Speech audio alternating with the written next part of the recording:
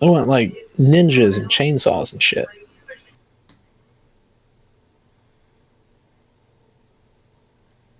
It may or may not have those. What are you doing? I already told you I'm playing Wo Long. Oh, no, my cat was making a noise and I couldn't look around for the cat. I just hopped in the box. I mean, that's where I look for my cats. Oh, a couple of weeks ago I bought some beer. And I decided to keep the box just so I have something to play with or eat. You know what I feel like? They'll sit in it.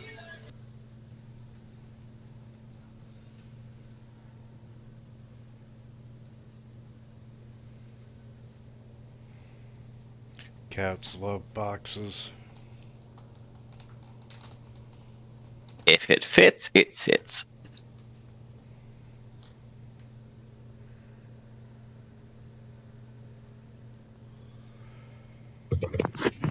If you ever think you lose your cat, just leave a box in the middle of the room.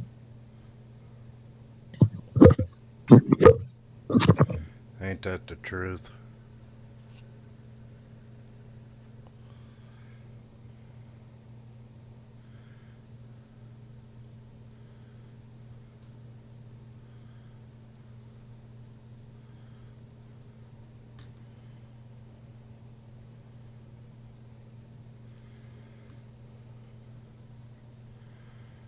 Okay, as soon as Nora gets connected, we'll get started. That's right, we're judging you, Nora. Oh, that makes me feel bad. We shouldn't do that.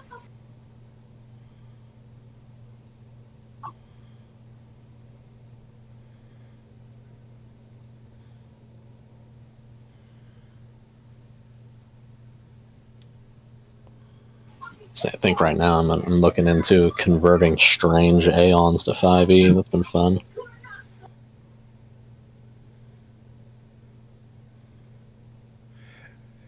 Oh, just a little bit.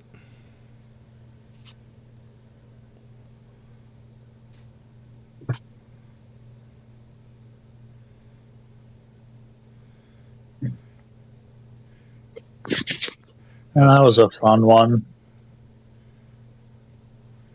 Oh, you played that, sure? Yeah. Yep.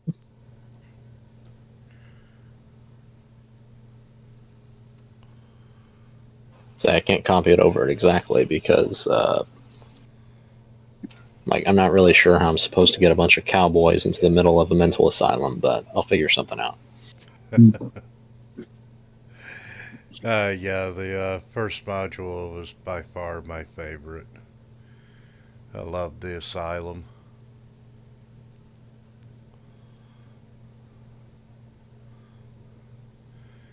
Hey, it looks like we've got everyone together.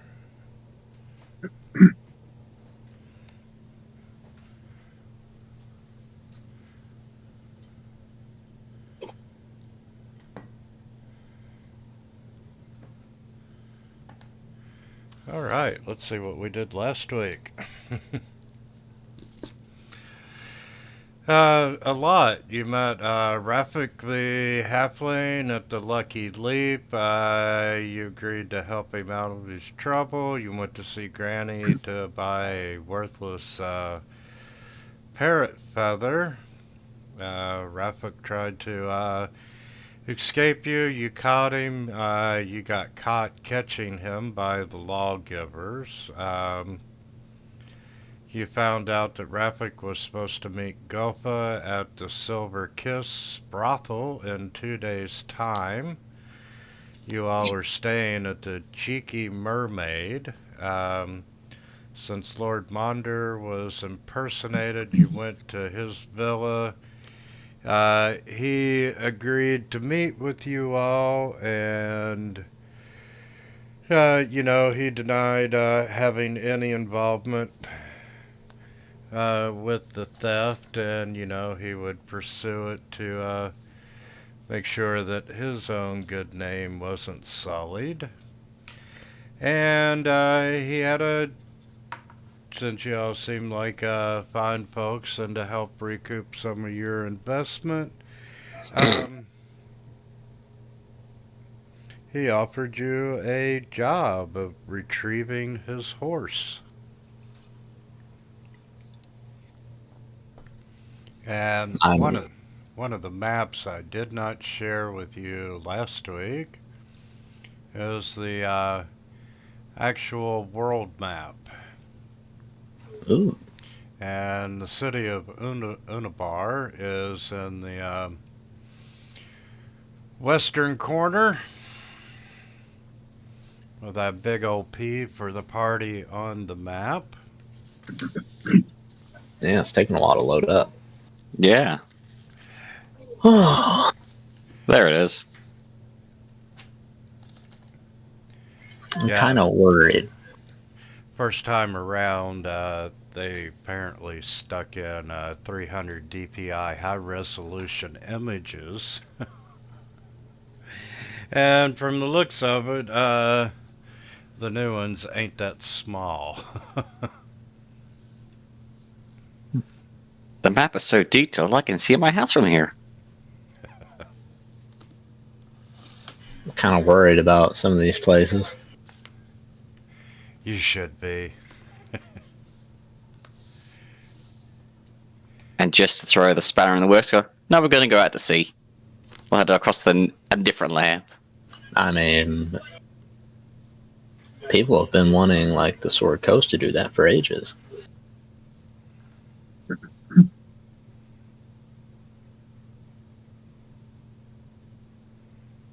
Yeah, the Sword Coast map could use a little bit of work. Monastery of the Spirited Leaf. How spirited is it? The Royal Stad Farm. Yeah, I don't want to go there. That's funny. That's where you're headed. Oh, for fuck's sake. I'd say it's right there outside the ruins of the Royal Summer Palace, and I'm thinking something got out of hand. And...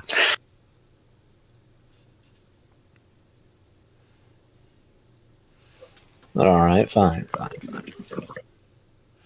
Okay, and when we left off, you all were still meeting with Lord Monder. And, you know, he talks about being busy with security preparations for the King's Games and the Battle of Champions coming up. And he would like for you to secure and retrieve his beloved horse, Miss Ivory, from his friend Lord Rumlin. And, you know,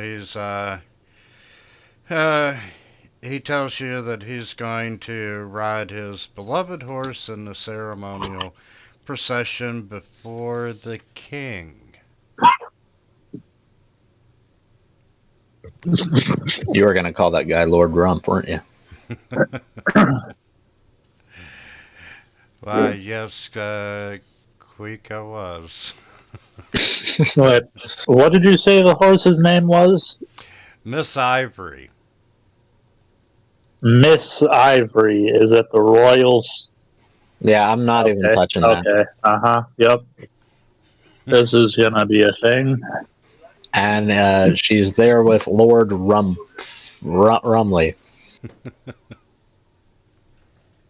Okay, that's enough of that. Let's get on. Yeah, he tells you that the stud farm is roughly about a day's walk from the city, and not that he expects any trouble or anything, but, you know, he tells you should probably keep an eye out for suspicious activities in the region. What sort of suspicious activities? Well, you know, there's been some talk about witchcraft and dark rituals even, but, you know, it could just be the imagination of the locals. Shape-shifting con artists, maybe. Of course, yeah, that's Yeah, that's totally suspicious. And I'm going to give you all a long rest before you start out. Oh, are we doing XP?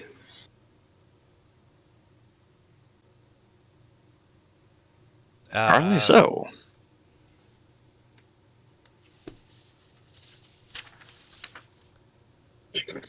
Well, let's see. I think it may have added. We'll discuss that at the end of the adventure. Just kind of punts it on there automatically. um, yeah, by when we start the second chapter in the book, you should be level 6, so we'll probably just go with Milestone. milestone. Alright, and away we go to the Royal Stud Farm to pick up Miss Ivory from Lord Rumpley. Right next to the Abbey of the Nuns of the Penitent. Somebody had a lot of fun with these names. Yes, they did. So, like I said, it's about a day's walk, and when you get to the Royal Stud Farm,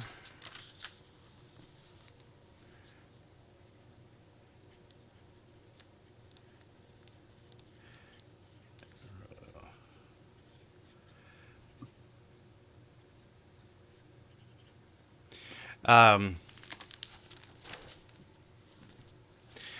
yeah, the area that you're passing through, it's an area dotted with crumbling windmills and barren fields. And when you get to the Royal Stud Farm, the Rumblin family estate is at the end of a long, dusty road surrounded by oak trees. And the small manor has a main villa with several architectural buildings and multiple large stables around it. And as you start getting closer, um, you can see that the villa itself is on fire and the smoke is rising high into the sky. And you can hear horses in the flaming stables neighing loudly in panic. Oh, That's that looks suspicious. How is that on fire? We haven't even gotten there yet. I have to say, I'm really good at setting things on fire. I don't know. Samira, since you're the fastest among us, do you want to go run to the stables and secure our prize first? Climb up to a nearby tree. I presume we should go to the estate and rescue the inhabitants. I think it'll be our best line of activities. We're getting paid to bring a horse back. So Yes, Mira we may get paid nods. more than once. Yeah, while they're all doing the discussion, Nora's just going to run off towards the stables. Oh, bugger me. And Queek will run off after her. So Yes. what does Samara have to do to save the horse, or can we just like hand wave that? I don't know. This is a full scene. We have to. You have to Oh, roleplay every that's step. fine. I'm just asking. Let's do a handle animal check. Oh boy, something I'm not proficient in. That's okay. You've got help. Queek and Nora are there. Yeah, Samara, as you are, this horse is, the stables are burning down. It is wild. It sees a cat person. Oh, well, that's a wrong skill. That's acrobatics. My screen's messed up. Hold on. And while he's doing that, Okay, there it is. Oh, it's about the same thing. That was better. Be calm, horse creatures. Quake's kind of jumping up and down, screeching at him to run one way instead of towards the fire. Yeah, the fire is close, and you all have failed miserably at handling this animal. Even Queek? Yes. Ugh. That's okay. I'm going to use friends on it. Persuade the horse. I can't persuade the horse. How about we just Yeah. start with just getting the doors open? I think like nature, the nature of the horse wanting to get away from the fire will kind of do the rest of the work. Actually, that's probably a good idea. Where's a real big, fat, strong guy who can open them for us? I don't know. Are the doors like locked or anything? No, they're not. Oh, then we just throw them open and say, "Run, horses! Get the hell out of the fire!" Scare them out. And yes, the horses run out of the barn. They let's see.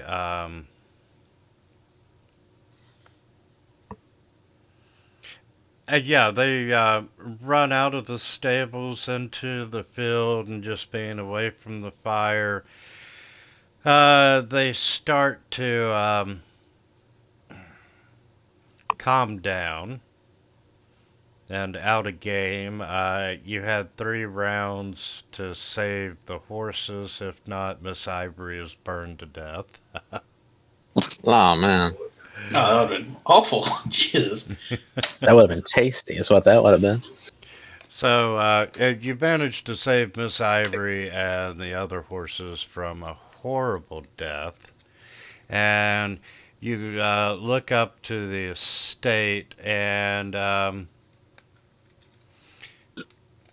if anyone would like to make an investigation check, they may on the fire. I rolled twice for some reason. That's all right. We'll go with the other one, and let's see.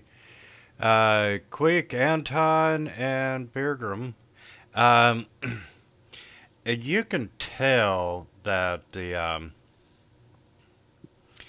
fire has likely just been recently lit, and you can probably save the estate from burning to the ground, but you don't have enough people to save it. And, the building is starting to become badly damaged. And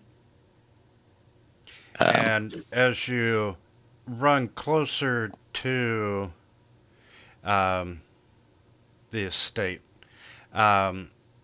you see the corpse of a human soldier dressed in leather armor lying in a pool of blood. Yeah, he's not having a good time. Mm. And I'm just going to go ahead with your previous investigation rolls. You can tell that the corpse was slain within the hour with a slashing weapon. The wounds are still slowly dripping with blood. Oh, wow. Queek kind of pokes it with a stick. People are out here hunting. I don't think this is hunting. Well, what is it then? Or look at this. For such a large estate, where is all the other people? Hmm? Probably being burned alive. Queek looks up at the burning estate. Any sounds coming from the estate inside? Other than the roar of the fire, no. Yeah, the fire. How many stories is this estate? we're gonna say a single story.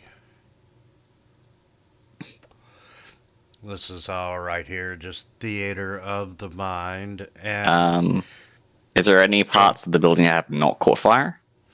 around the back, you can see that it is burning, but it's not burning as much. Anton will take a deep breath, button up his shirt, and just, kind of bring out his. Looks like he's been carrying a cane this whole time. Kind of pulls it out, and you see around with midsection, you see these metal shards like a broken great axe kind of slide out and then reform the blade. Knock, knock, let's see if anybody's home. And he'll go chopping at the side just to get in there, see if there's anybody else trapped. Yeah, you're at the kitchen door. You're able to easily chop through the door and Run through it. You didn't even try to check to see if it was open. it just explodes. I follow Anton. And follow. as you all burst in the door, the fire has reached the pantry, and it catches the cooking oil on fire, and suddenly the Someone just lost internet. the fire. No, I'm reconnecting to the server. I'll be back in a second. Oh, no problem. The fire just explodes into bigger flames, and it's really barring your entry into the rest of the house. And everyone that went in the house, can I get a perception check from you? Yeah. Somebody help me. Ooh. You know how when you go like burning buildings, how the smoke, covers the roof? Since Anton's so tall, he just heads in the smoke. He's just coughing. He's like, I cannot see a fucking thing. Holy shit, Nora. Okay, quick, you and Nora, as you're running up into the kitchen door, you see several barrels by the back door, and a few of them are overturned, and you notice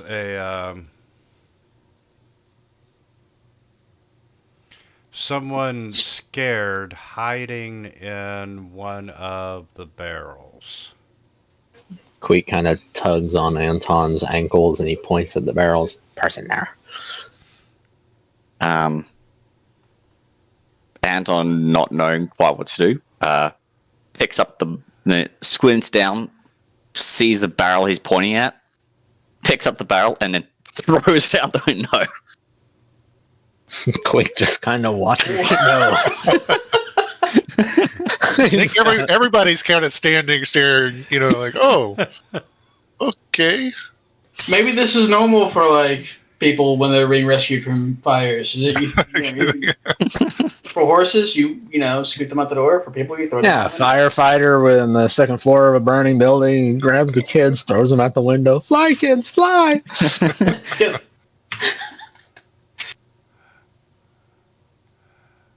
Oh my god. Queek will rush out after the barrel and just try to see what was in there. This was going to be a serious game. Have you looked at your lineup? God, no, it wasn't. I mean, Nora's going to take this pretty seriously and go chasing after the person. Are they okay?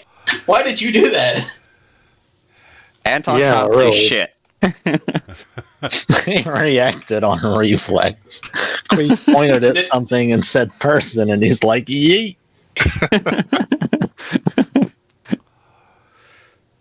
Wow, what a jerk that Anton is. He eats people. Oh, God, I'm crying. Oh my god. That is just too much. So, Anton, I'm gonna need a strength check on the barrel throw. Just to see how far it gets. Oh, it's okay. Mercifully, not very far. He missed the wall and hit the window. That's what I was looking for. Or we missed the window and hit the wall? Which one? Uh, Either that barrel's going through. yes. Anton throws the cook through the window. Oh no. Yes, the window shatters, the barrel, you've done a better throw, but you do manage to, throw the barrel out. And, when it lands on the ground, it breaks and pieces are falling off, and, you see a cook with the little chef's hat and so forth, very confused about what just happened, and he's shaken up and excuse me, and groggy on the floor, out Rat on Mac the ground kinda outside. Remy Here's Rat gets Mac. up. Or, sorry, Queek gets up in his face and he's like, "Do not panic. You are being rescued." Does he appear to be wounded at all from the fire or from that throw? He took a couple points of fall damage, but otherwise he's in pretty decent shape. No burns, and at this point you come to the realization that it's impossible to save the house. We hear anybody else inside? No, you do not. Mr. Cook Person, what's your name? Are you okay? Thank you for saving me. I'm Jigen, and um, yeah.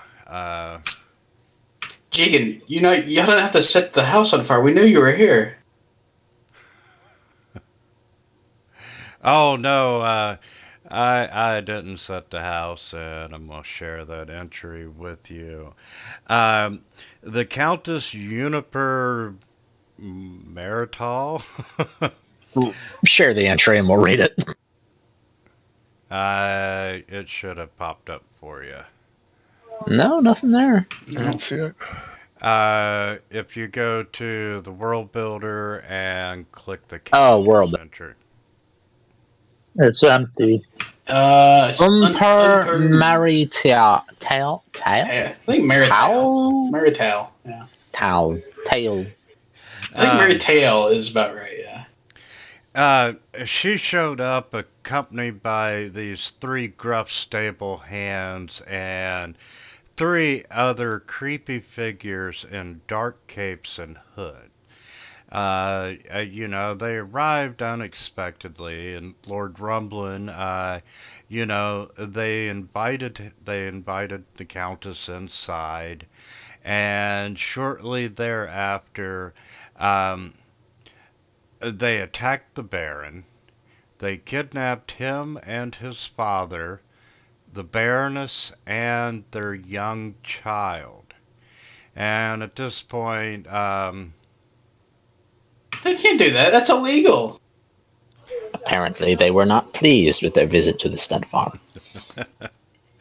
and at this point, she burst out crying, and through the tears and all the sobbing, she recounts the conversation she heard about the kidnapped victim's imminent sacrifice at the old grinder, which is one of the abandoned mills nearby. And Tweaks. Oh. Oh, ye kind folks, blessings to you for saving my life. I'd be sitting in that barrel of fish until my bones rotted. Ye have to help Master Rumblin and his kins before those monsters murder him. Yeah, Queek murder's looks bad. terribly offended. How dare they have lunch without me?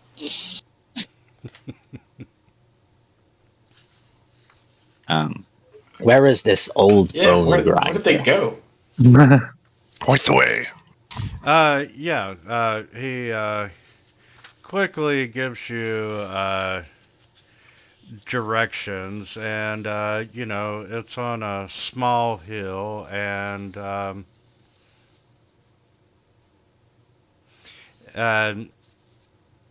as you all take off, you can see that its ruined state is clearly visible from far away. The windmill's fan is missing large pieces and is torn in multiple places, and the building is made of large and sturdy stone blocks, and there are 2 windows on the top sides of the top level. And as you get closer, you can see a single sturdy wooden door on the ground level. Before we go any further, Queek is going to poke Anton in the shins and cast a spell on him. He's going to cast False Life. Oh. You enjoy that. All 6 points of it. As on Anton? Is this Yes. windmill like? I know it's like a 3-story windmill, but does it have like a second story to it? Yes, it is a Yeah. 2-story windmill. And you know Question. what? He's gonna cast a second Who would one like to go up on to the second story early? Unfortunately, I don't think think- false life is a range of self. I don't think you can put it on other people. Really? Yeah. Oh, no, you're right. Anton, I have to hurt you.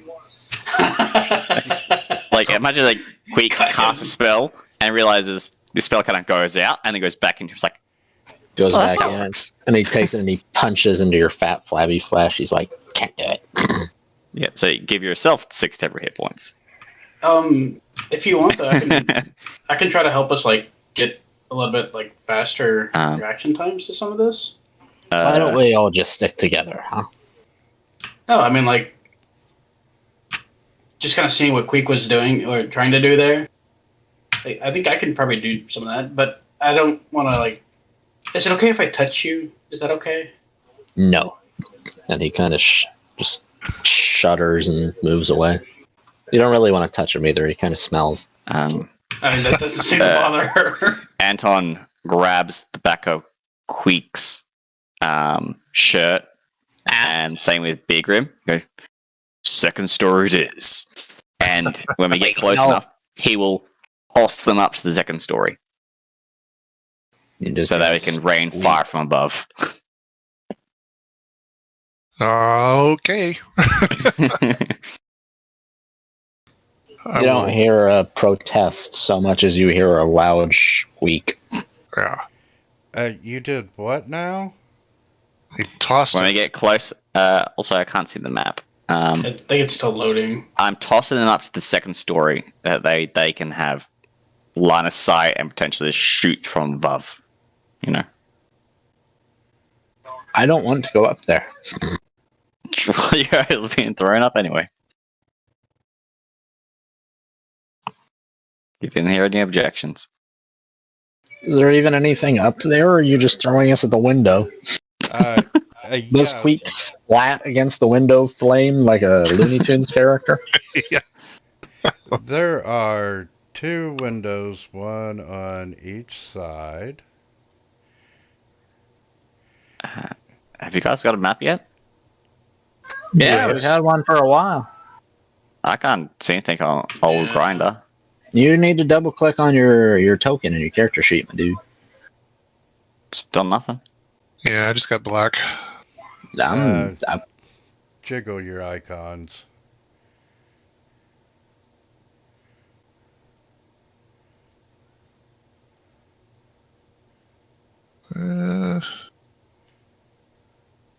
Still black. Yeah, so I'm still black. Try clicking on other people. Raise your hand if you have dark vision. Now I Oh, can see. There you go. I There we did. go. Have a light. Better. I have dark vision. Apparently, it's dark out. And where in the hell did Queef go? I'm up on the window, man. I already told you.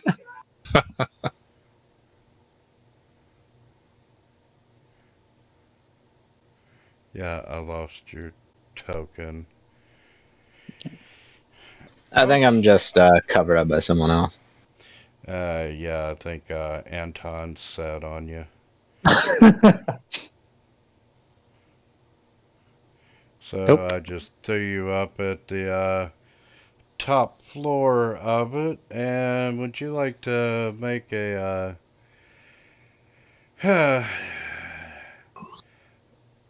we can do an athletics or acrobatics just to see if you manage to hold on. It's not gonna be good either way.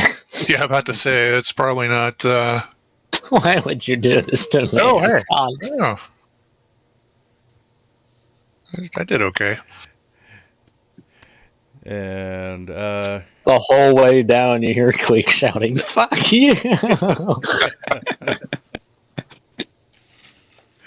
so yeah, Quick goes up, Quick comes down. Let's move myself back. And you have a door in front of you. Hey, do I make it through the window or not? Did he throw you up too?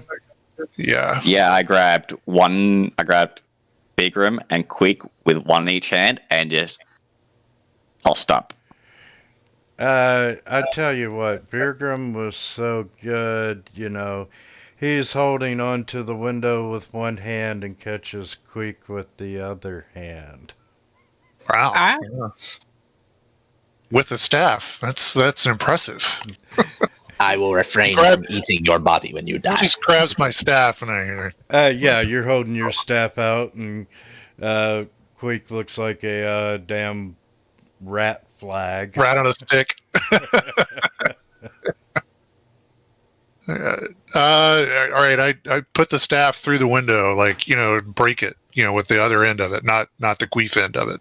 Queek end of it. Set it again. Do it. Do it. Yeah. That wouldn't be the first time that one of That wouldn't- Estes' rats been through a window. Thrown by the same person, even. For those of us normal, we're just gonna open the door on the ground floor. Yeah. Yep. Okay.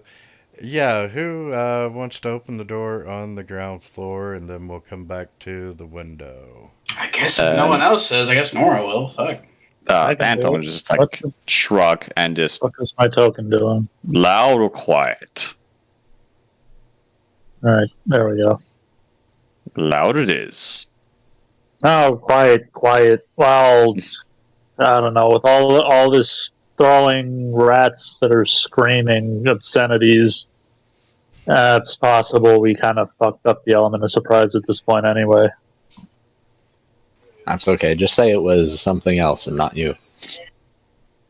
I just knock on the front door. Hello, we have a deed to this windmill. We're here to investigate it. And Your as Amazon you package has arrived. open the front door, there are 3 thugs inside. And Queek, as Birgrim pokes you and the staff through the window. Well, technically, I'm trying to break the window with the staff, not. Yes, use the staff. Use Quake.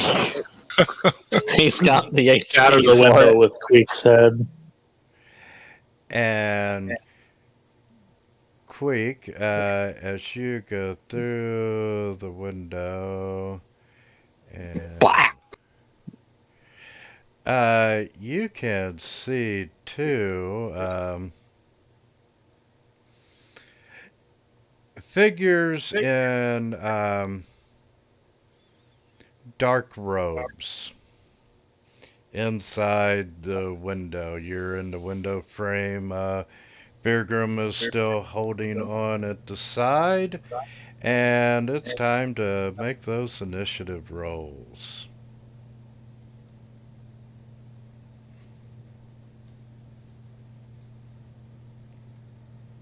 There are so many black dice. And A lot of shadowy motherfuckers on this team. let's see. Ironically, they're also probably not the ones who are throwing people out of fucking windows. And I'm going to give them initiative rolls that are not in a group.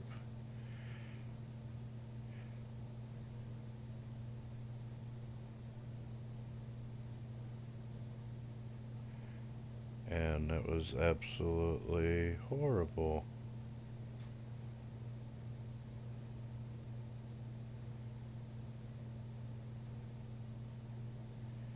Hit points, initiative each round.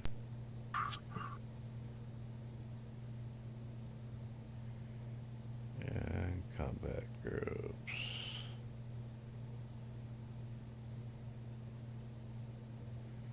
And everyone can see. That's what we want. Okay, let's do another initiative roll for them. And not any better, but they are no longer by group. Found a fucking option. And Anton. How the heck is he first? Right? Good rolls. I rolled a 12 and Nora got a 17. Somehow you got a bonus on yours. And Samara got even higher. Apparently, you rolled quite well. I rolled a 12. Got 12. Queen You got a rolled 15. quite well. So, yeah, I'll move you down to 12 if you want. I'm not sure how the 20 got there. Is everybody else Yeah. right? Yeah, it looks like everybody else is right. So do you want to go first, like- or you want to go 12th? I'll go with 12. Okay, Nora. Oh golly, I'm first. Okay.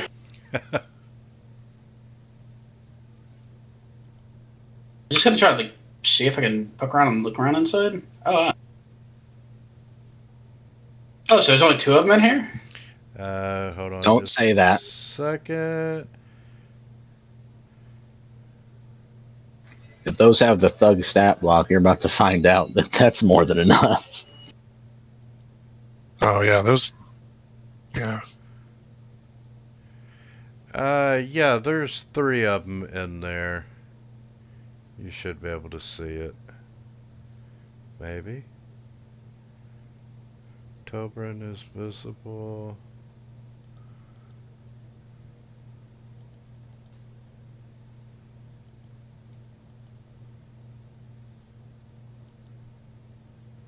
Yeah, they're all 3 along the wall behind the table. Oh, you said there's 2 or there's 3? 3. Oh, well, the 2 that she sees then, because you can't see the third one, I guess she just hears him. She's going to go ahead and upcast a hold person on both of these 2. So we're going to go ahead and do this.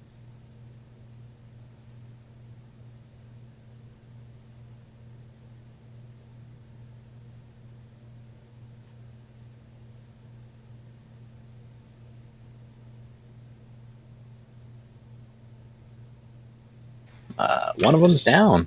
Good roll. As one of these like kind of spectral, spidery limbs come out, and just there's so many of them kind of grasping at this man that he is kind of unable to move. But seeing this, like, and hearing a lot of activity in there, she's gonna like kind of meep and scoot back out of the room, like, oh, there's a lot of them in there. Well, she'll go back here, and then she's gonna turn into a big spider. So we're going to go ahead and use bonus action to wild shape to a steeder. If you could go ahead and do that.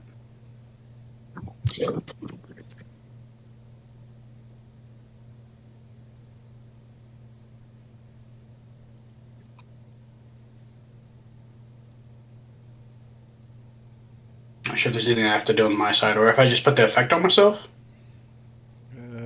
Let's What see. you doing, my dude? Yeah, just drag the effect. Oh, it worked. Okay. Well, great. So now she kind of cracks her bones and morphs into a big, mean spider. I'm getting flashbacks here. Let's see. Quick kind of gets bursted through the window. He lands on the floor, gives a little giggle, and he turns to this one on his right.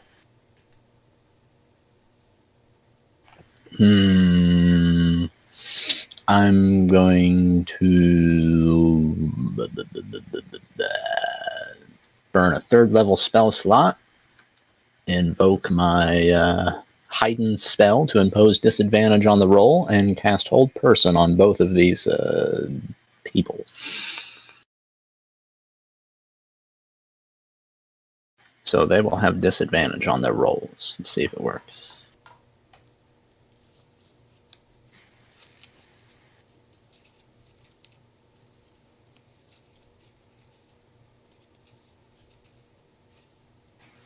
Did that roll with disadvantage? It didn't look like it did. No, it did not. So make Number another one gets roll another on roll. number 1.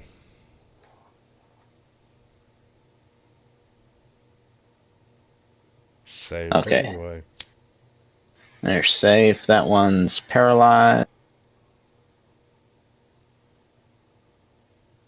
And as a bonus action, I will twiddle my thumbs. Yes. Do you want to move in, Feather, so Beercrum can get in? Yeah, sure. I'm still just seeing black map, by the way. Go to your effects, underneath tools, and just press light spell.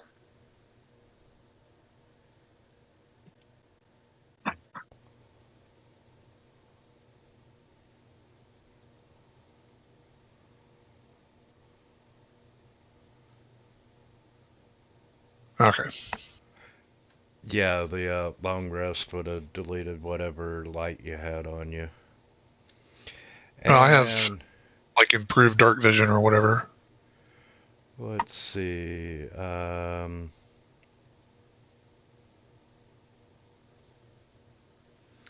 What is the cultist going to do? Oh, we're going to cast, maybe. There we go.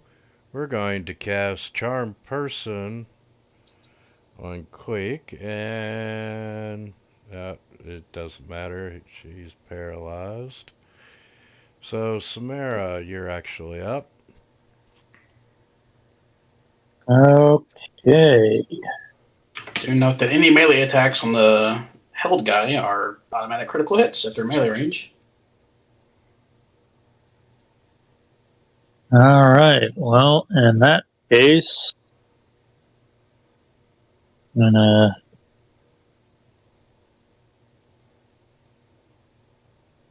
go around to here.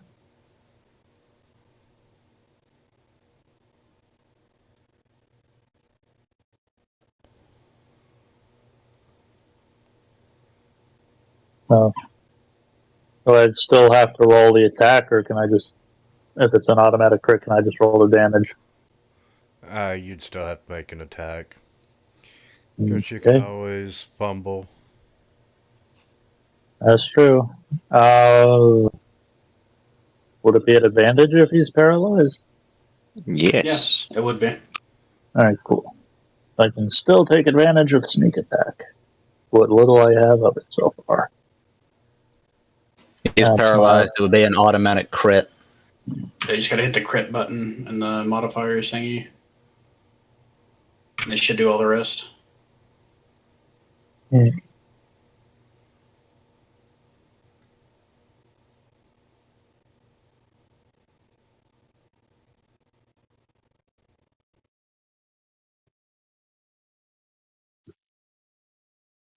And I'm gonna scoot back out the door.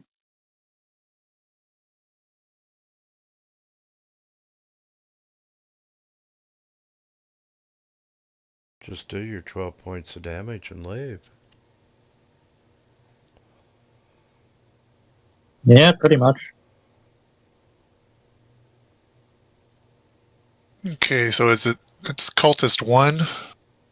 Which servant cultist 1 that is not held, is that correct? Correct. So I'll just move in to where I'm just sort of standing next to Queek if I'm still, about a space away from her, it looks like. Yeah.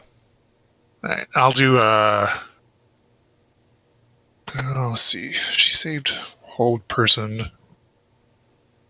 Go ahead and hit her with magic missile. Which...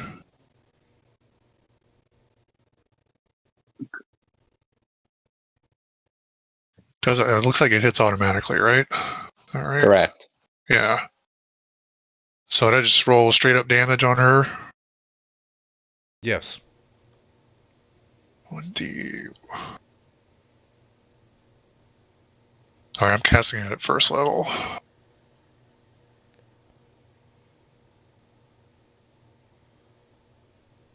Because it should be 3 darts, right? Or 3.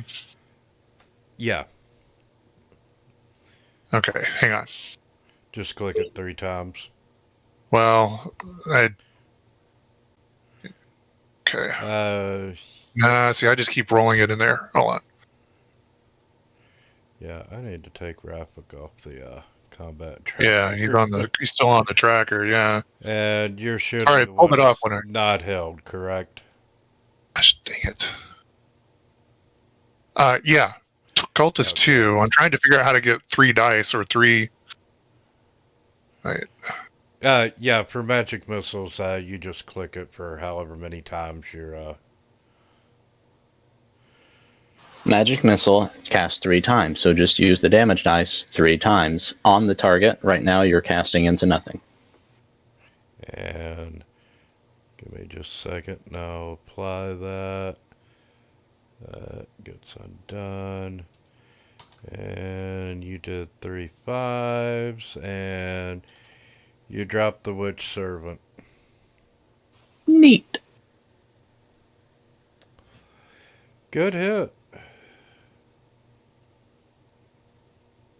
Yeah. Well, yeah. So I'm trying to figure out why it saved my target before when. I still had him what on was the in combat here? tracker. Yeah, but now when I hit the witch cultist servant the first time, it didn't save her as the target. But it's like she's not listed as my target. Yeah. Anyway. Yeah. Servant cultist 2.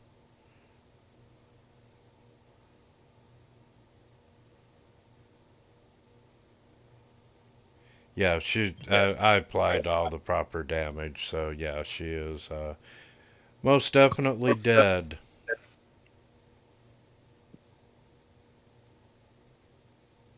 Do you want to move any further or take a bonus? I'll move into the room. Yeah, sorry. Kind of looking in. I'll see if I can. That's stairwell. Where does it come up? I'll just move over here. Was there a room to the north? No, it's just the gears to the Okay. to the windmill.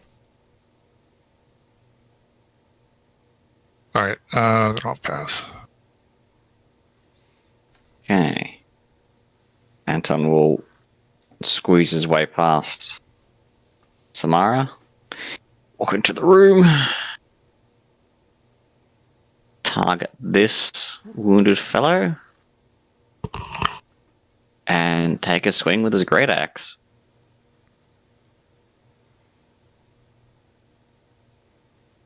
He's still paralyzed, so that's a crit.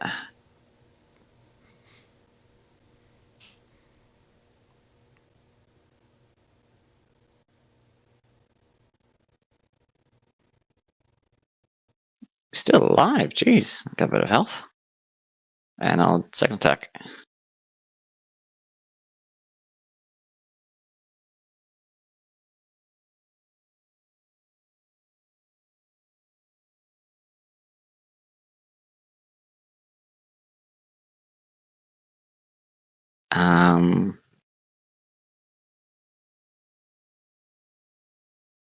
And then I'll move 5 foot forward and looks the other two. Who's next? And my turn.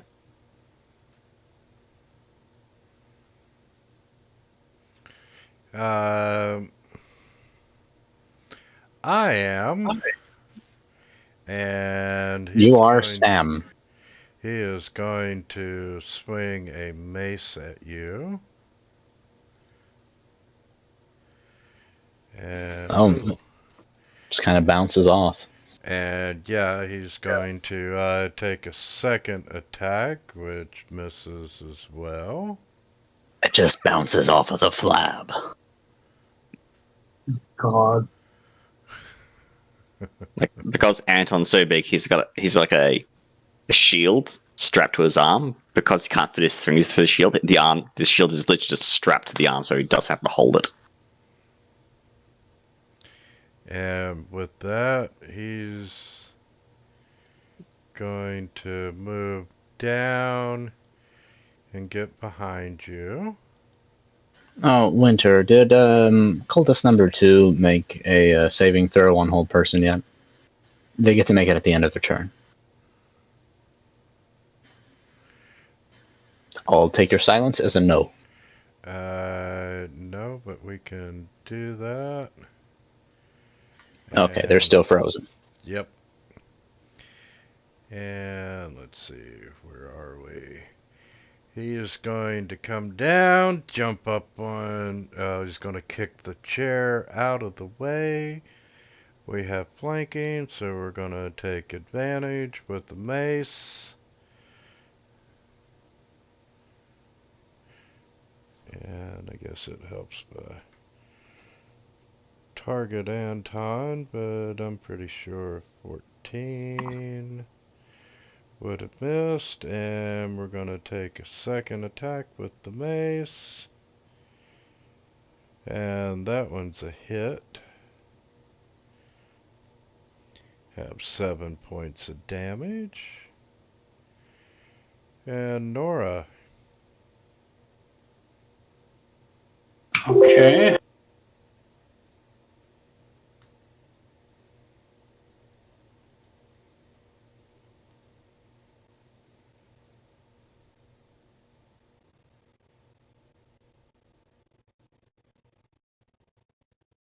I'm going to go ahead and I think her speed is like 40 feet.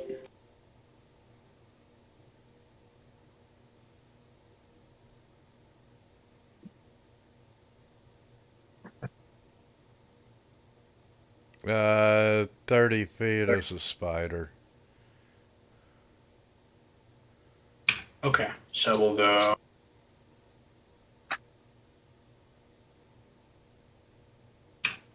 there then, and we'll go and bite this guy.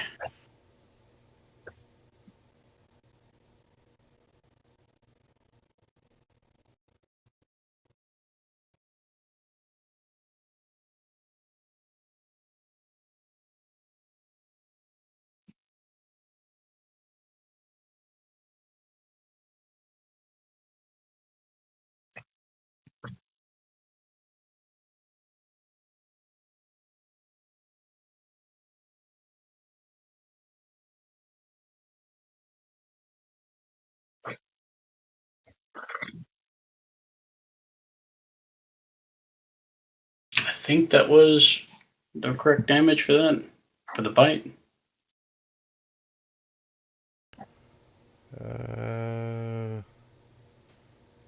It's weird how they have things. Yeah. Yeah. Yeah, it's okay. Yeah, it's acid damage.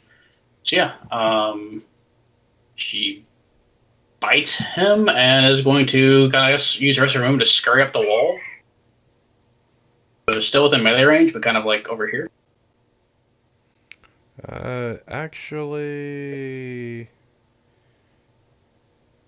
Yeah, it's the bite. Plus 40 hit. Do the piercing. Target must succeed the DC con or take 1d8 acid.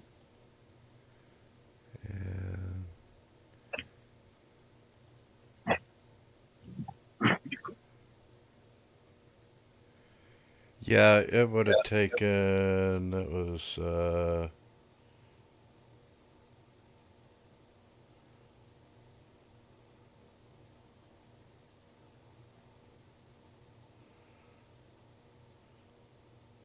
He failed the save, so he took the full 2. Unless I'm missing something. Okay, you hit Sim, and yeah, he should have taken 2 more points of damage. Well, wait, that's the. No, that's from the piercing, from the bite. Ah, yeah, you're right. So yeah, just move me there and I should be good. Okay, back to Queek. It's so hard not to say the other word. What's wrong with you people? I really should change my name.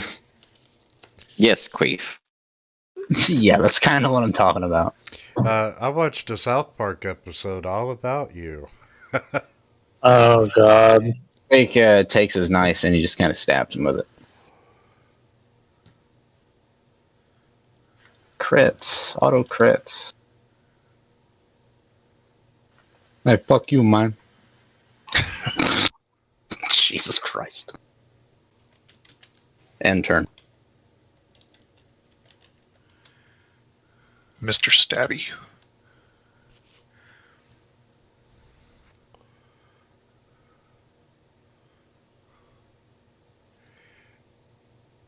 Okay, and which servant 4 is not held, and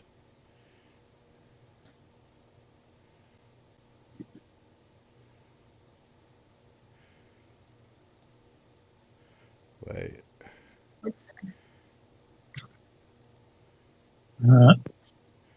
Okay, you killed. Shit, where the hell am I? There I am. I was on the wrong entry. So you killed that one. And Samara. Samara's gonna scoot up over here.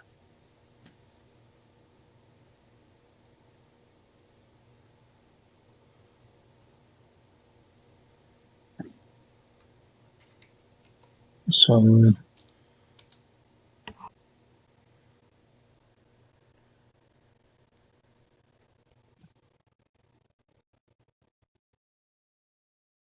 a bit of backstabbing.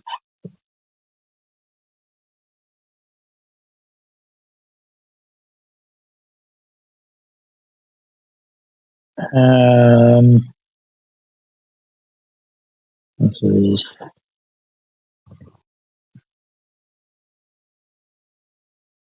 2 unarmed strikes, so and she's going to grab Rebrov by the hair with her free hand and attempts to drive her knee into his back a couple times. That should have been an advantage, but it did anyway. Fine.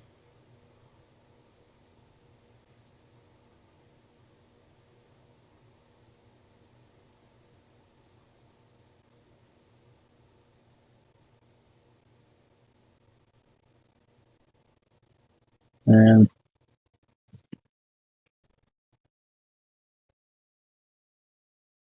when you got someone by the hair and still managed to miss.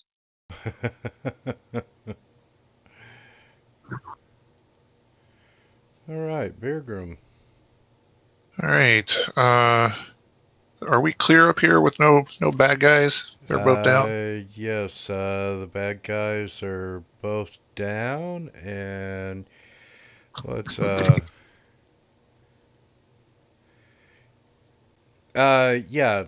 this room is full of rusty and broken machinery that connects the windmill fans to the first floor.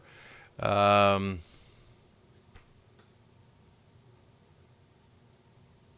Okay. I will head down.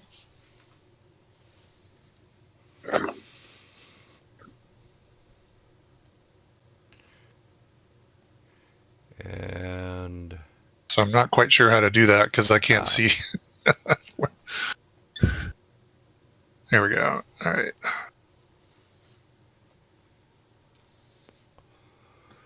and you descend the ladder right beside a cultist. Cultists in the midst of fighting something. Yes, the spider and Anton. Okay. Should I just attack or see if I can do something to... Oh, and I need to mark my first level spell off.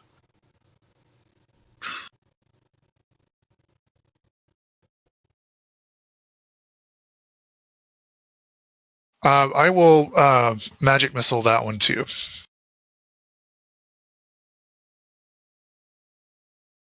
Let me, and this is let's see, Sam. Okay.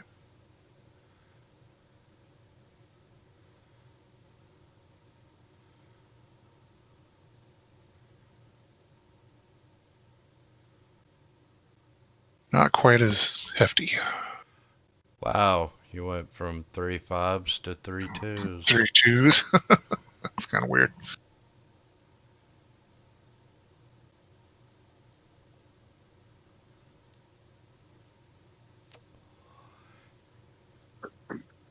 Anything else?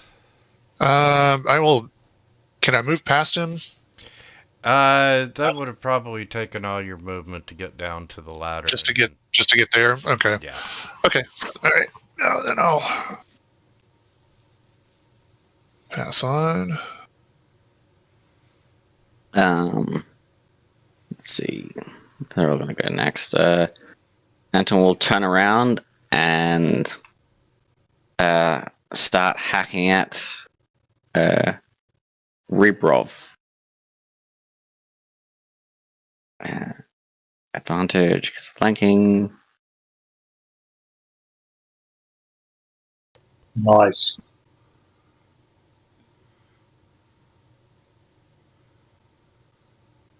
Oh my lord. Oh shit. Let's say one or two limbs go flying with a swing. Sorry, just give me a second. I gotta find Bolt.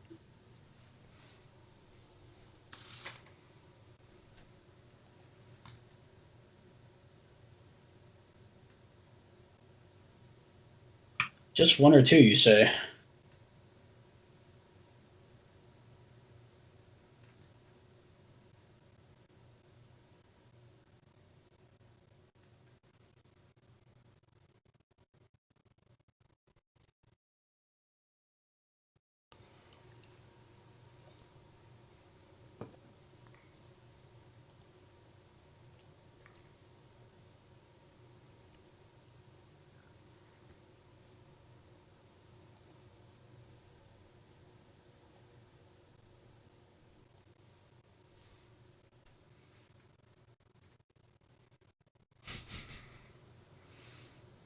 What are you doing, Anton?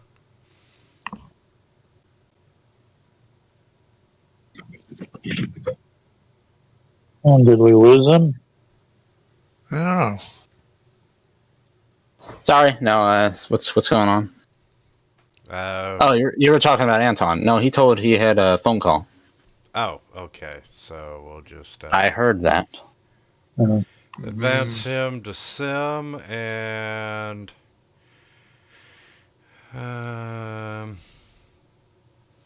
yeah, since the spider went after him, we're gonna go after Nora without Great. flanking, and I need to take the damage off Nora. Let's see if I hit Nora first. Probably. Wait, still. Oh, it's a crit. Yeah, so I'm gonna take the 4 points of damage off of Nora, so I can get my crit damage. Rude.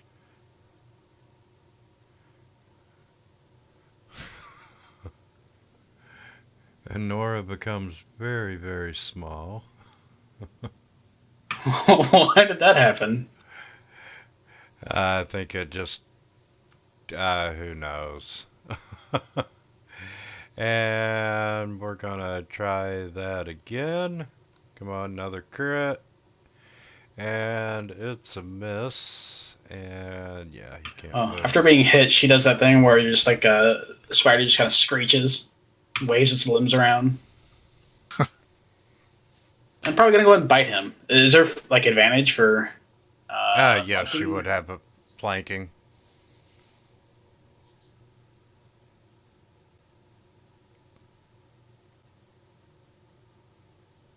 Oh, one good turn deserves another, my friend. Oh.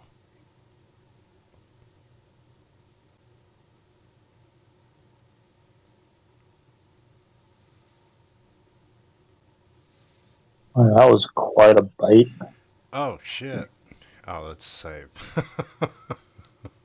And she's gonna try to scurry her way up the wall, so probably provoking in a way. So yeah, he will.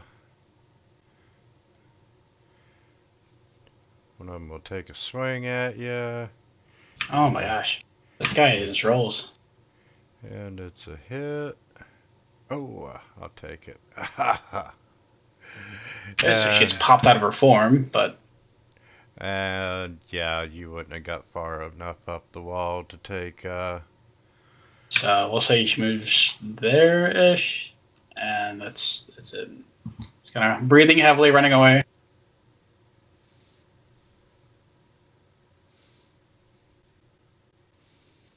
Okay, Mr. Strangeclaw.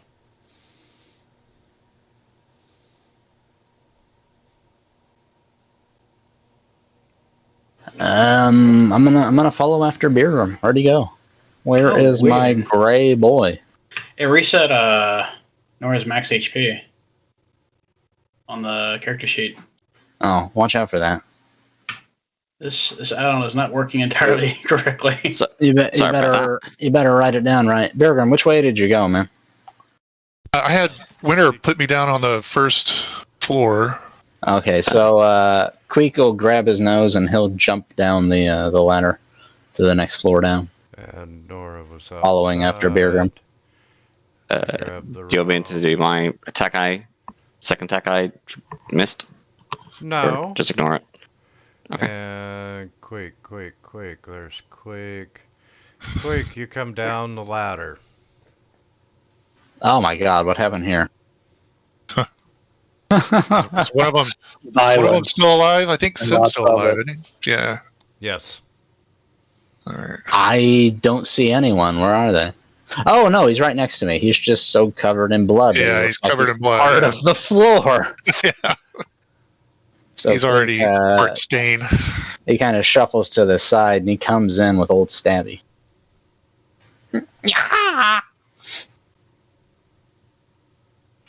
And he stabs this poor man in the shins Oh. and turn.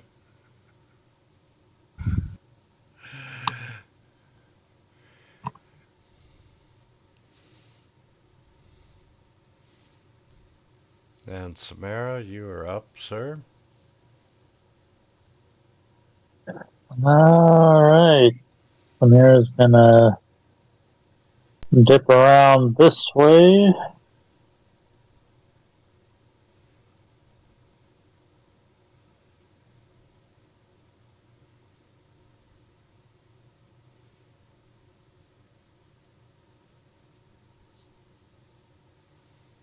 And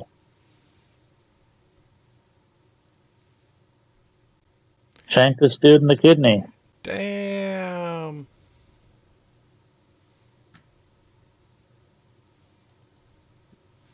Bunch of rogues in this party. Jeez. Absolutely. Okay, this is circular, neglected, and dirty rooms. Got a few crates and boxes, table and chair, and you can tell it's not been used for decades, and there is a circular stairwell going down. I was upstairs. Anton, are you okay? Perfectly fine. Okay. Why? Sign on my face. So one of them hit you. Ah, a mild little scuffle. That was all. Let's go say hello to who's down below. Okay. Queek Follow after. walks Sure. over and kicks Anton in the shins. You threw me! Of course, it just kind of bounces off of his sap. Okay, and we'll start bringing Anton down, followed by Nora. Damn it. And Quake is third. Okay, the walls and floor, beer gums picking up, and Well, yeah, there we go. we'll do Samira at the last. Where are you? There we are. And, the walls and floor of the circular room are made of large stone slabs. The side of the room is lined with rotting and broken chests and sacks that once held grain. You can see a glowing magic circle with deep runes carved onto the floor dominating the center of the room. Dark red candles are placed all around. Many have already melted, but some are still lit, and you are not alone in this room. Damn it. Where's the luck?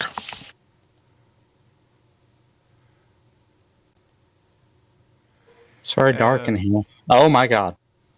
Yeah, you can see the Lord and Lady rumbling.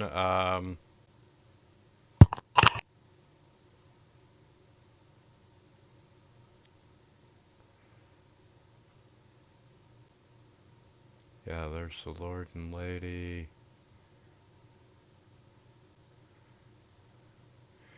And you come down, and let's re-roll initiative, please.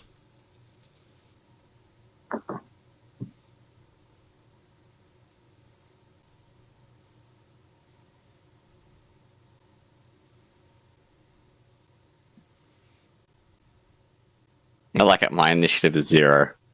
Yeah, I'm gonna put you at 1. He's a big boy.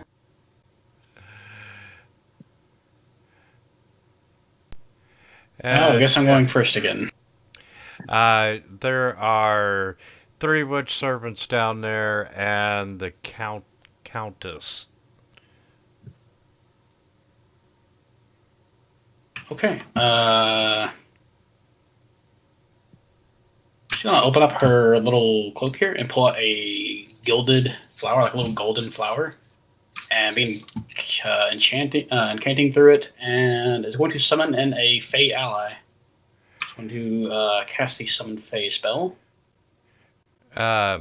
Yeah, as you enter the room, you see the four witch servant cultists, one of which is the Countess, standing by the walls. They're engaged in a hushed discussion. You see Lobo. Lobo should be over there. Oh, And okay. you see Lobo standing behind the two sitting captives. And they're both tied to chairs, blindfolded, gagged, and they're moaning wearily.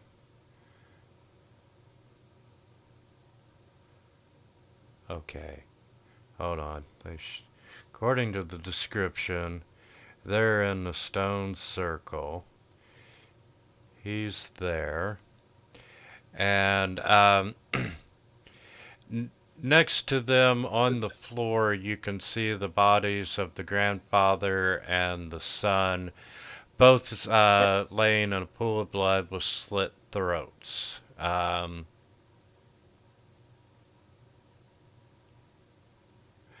And um, grabs a young. Okay, yeah. Lord Kierlan Rumlin is a small kid, and Lobo grabs him and threatens to cut his throat. The lady starts screaming, and yeah, Nora, you are officially up. Okay. Are you able to hear me okay? Yeah. Okay. Make sure. Would probably be basically casting the summon phase spell through that little material components that she already has. And is going to, I think, summon let's say, mirthful one. No, don't do this. I'll do what? I'm not sure. And I'm gonna share a picture of Lobo for y'all. Okay, that guy And looks evil as hell. you can see that he is holding a sacrificial dagger. That's mine. That's my new stab knife. The new Mrs. Stabby. That's right.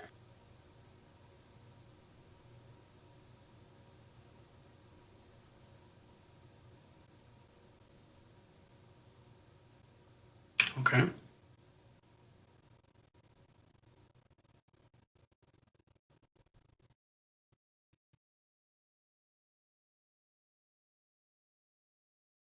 And whenever you're ready, Nora. Yeah, I already said it twice now. I'll say it. Yeah, we're just summoning in we're using the summon phase spell and summoning in a You, mirthful you thing. gotta dig into the NPC stat block for the mirthful whatevers. It's a DM thing. They can't get it themselves. Yeah, I can't do it. And how many are you summoning? It's only one. It only summons one. I think there's also a bunch of bells and whistles to adjusting its HP and AC, determining by the stats of the summoner, but you have to actually look at the stat block notes to see what it says.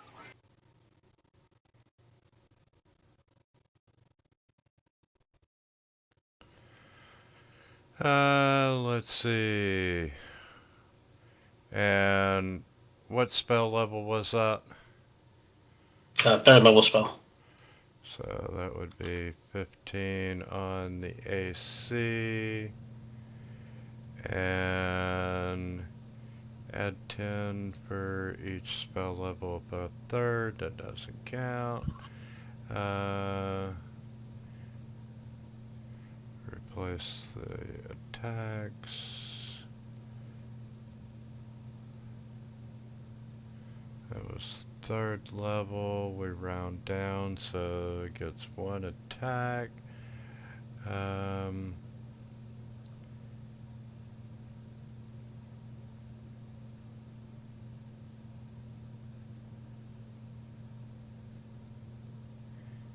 And short sword. Replace your spell attack modifier with the caster's spell. Attack modifier. What's your spell attack? +4, I believe.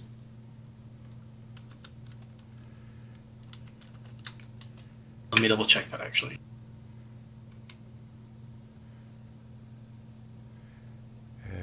Actually, it's +7. Yeah, sorry. How the fuck is your spell attack +7?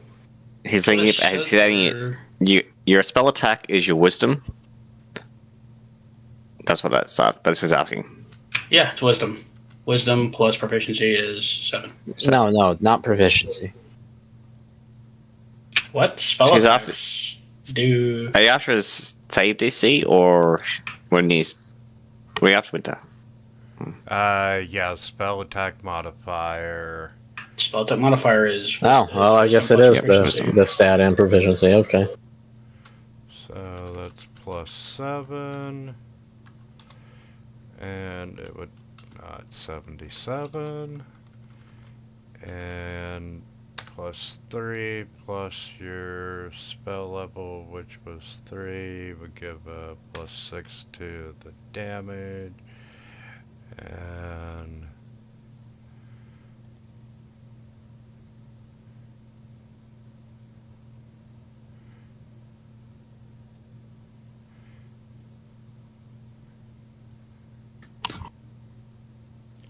and the Fae, and that would go on your initiative, right? It takes its turn on the same initiative count, but directly after Nora. She's going to be summoning it between...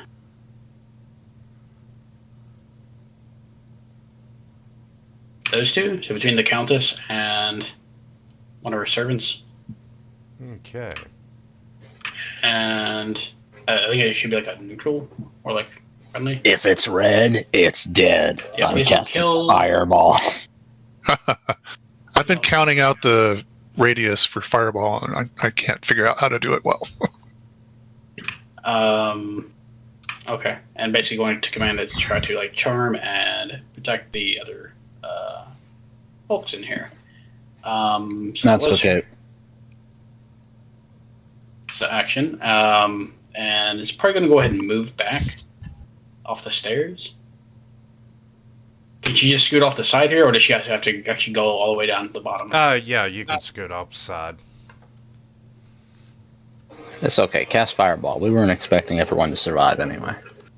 She's going to just scoot down and get behind this cover, and that is going to be her turn. I will point out you're in a circular room. I didn't ask how big the room is. I said I cast Fireball. So the phase spirit can get to actually it gets the bonus action to charm someone, and basically makes it to where they can't like attack. I think certain individuals.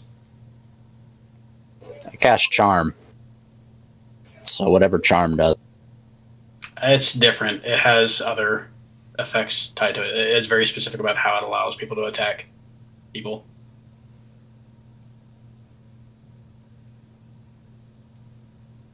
I don't know, man.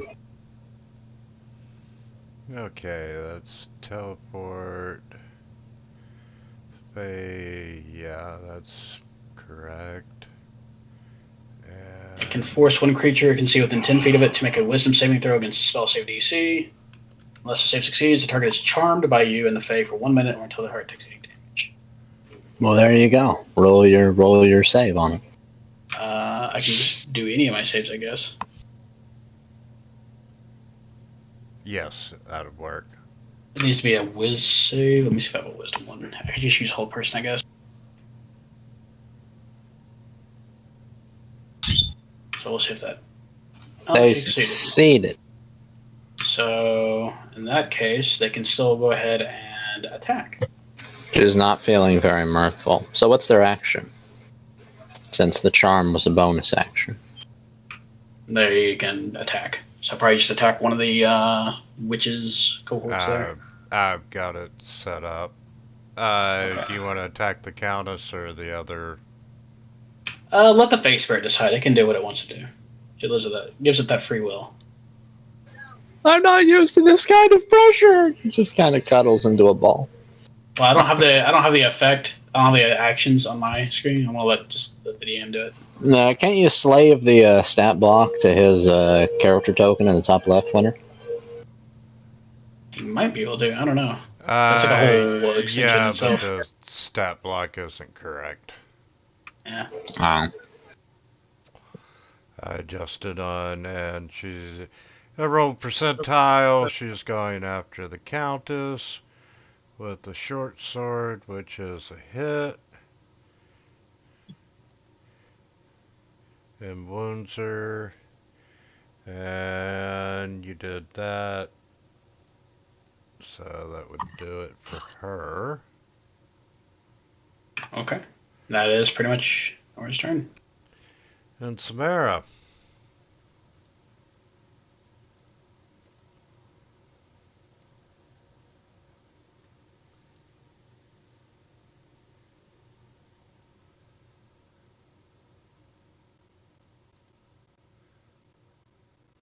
You with us, Sheer? Oh, sorry. Let's see. Reminder that Eldon has a knife to the throat of somebody. Yeah.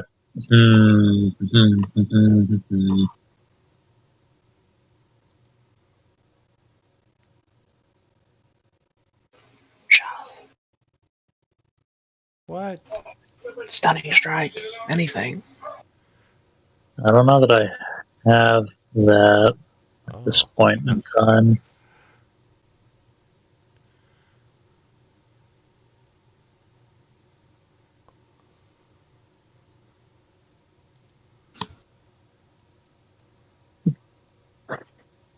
I probably.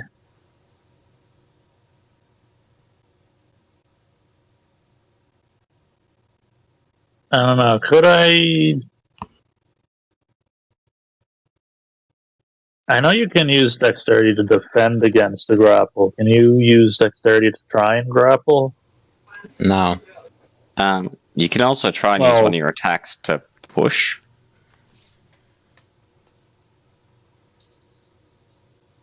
Yeah, I guess.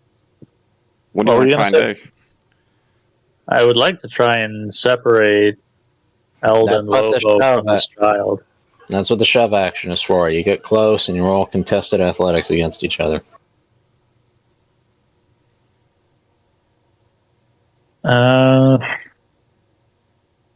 Alright, I guess I will do that then. Or you can try to burn him down. I don't care. Burn gonna him eat- down. I've got like I'm gonna. one attack, and it's not going to qualify for sneak attack at the moment. I mean, I'm okay with like an extra body. I'm gonna eat everything down here. So Big appetite, small rat. Alright, I'm going to barrel down on Eldon and try to shove him away from the child. just does like a karate kick right to their head. Ooh. And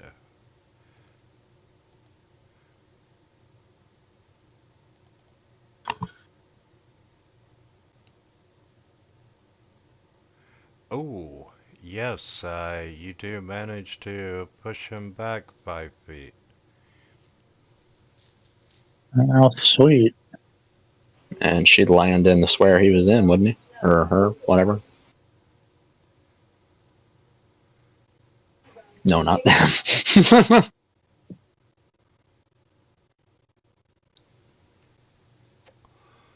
Good job, Samira. Save the day. Yay. This is gonna Anything hurt else this you next would turn, like though. to do? Yeah. Uh, yeah, but I can't because I didn't actually take an attack action.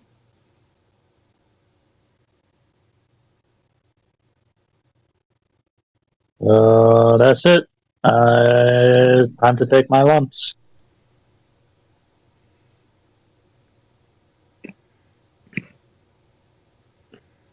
Get whooped.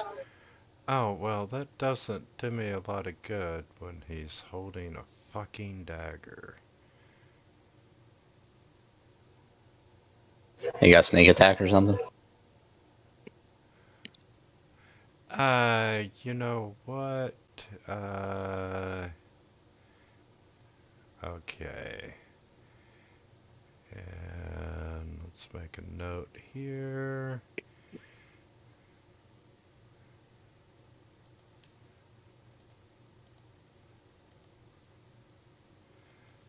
And he is going to use a key point Ooh, a monk. to inflame his sacrificial dagger. Well, Samira, I might let you have that. I mean, I need a new stabbing knife, but that sounds kind of monkey to me. And that's for 10 rounds. And that's 22. Okay, and let's see, back to the dagger.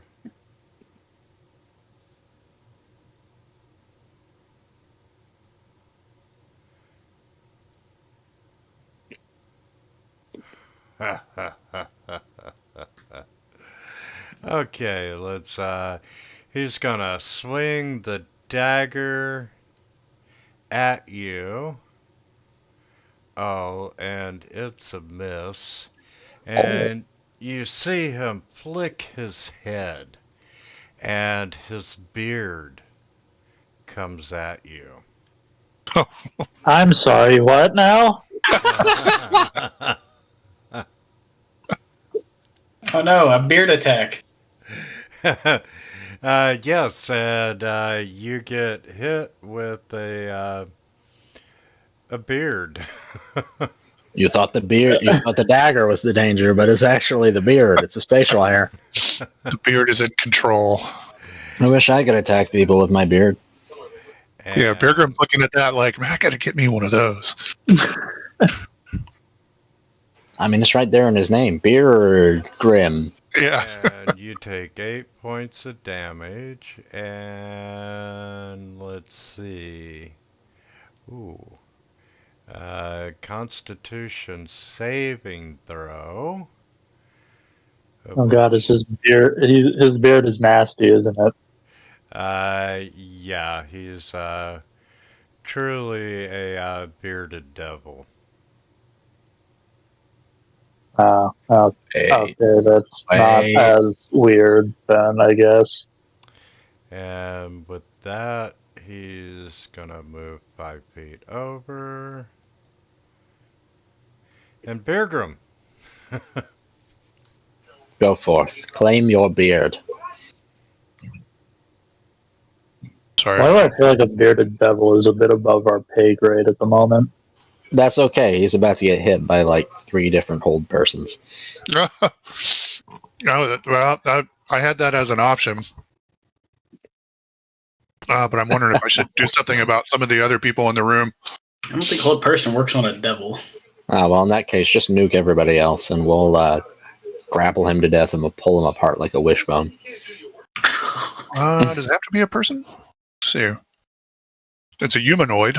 If he's humanoid, I don't know, is a devil humanoid? Fiend.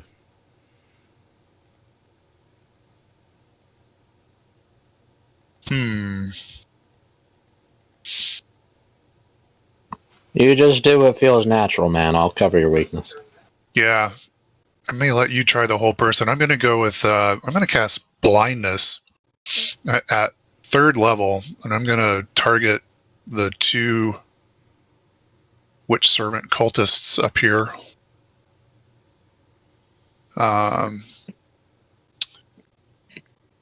So let's see, that's cultist 3, cultist 4.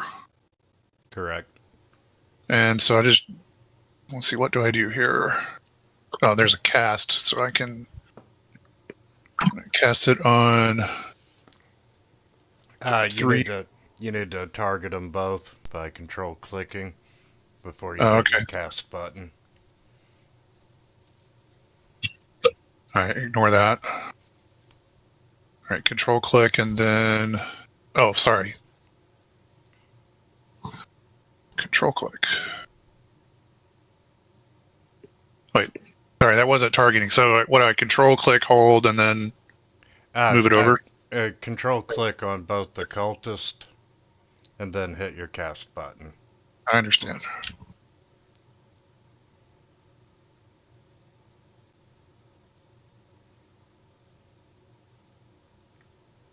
Yeah, you got them both There we targeted. go. There we go. Okay. I get it now. Oh, Okay. shit. Nice And cast. both fail. Okay, cool. A lot of blinded. double rolls tonight. Have you noticed? Yeah, that was double 12s. All right, I'm going to move behind Anton down here.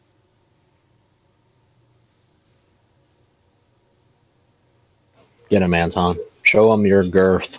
And I'll be done. You didn't. You didn't do I- hit him with an effect. I need to do the effect. Yeah. Yeah. Sorry.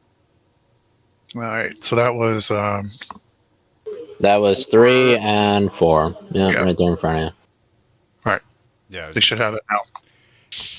yep, they sure do. And number 5. Let's prove your move. And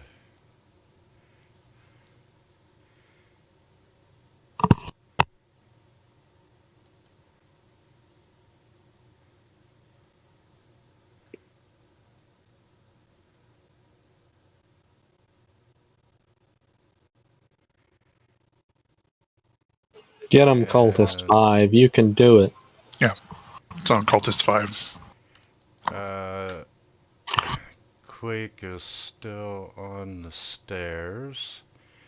So, hey, we're gonna do an Eldritch Blast. That Can would I be- help you? That would be a disadvantage, though, wouldn't it? No, cultist 5 isn't blind. It's the ones above him. Well, no, she has a melee combatant and right and that's starting. That's only if it's If you against shoot, the if the foe. person, Yeah, they can still shoot at everyone around them, but attacking the foe right in front of them with a ranged attack would be a disadvantage. Really? That is Yep. correct, yes. How dare you? And with that, Wait, how did you hurt me? I had I had temporary HP. Where did it go?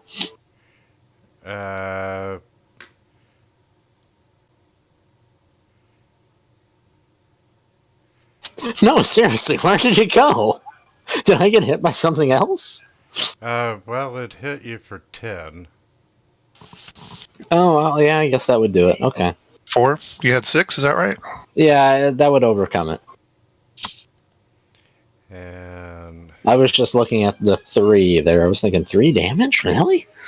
that one is blinded. And Blinding condition means all their attacks are disadvantaged.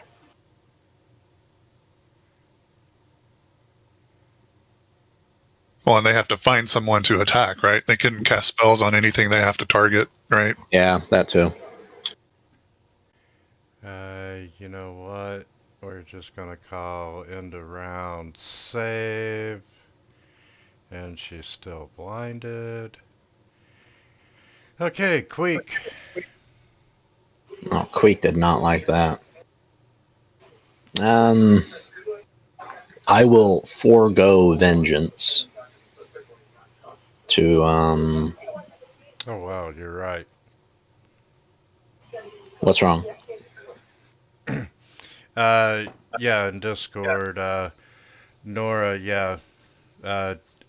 Aiming a ranged attack is more difficult when a foe is next to you. Wait, really? Yep. Yeah. You have disadvantage on the attack roll if you're within 5 feet of a hostile creature who can see you and isn't incapacitated.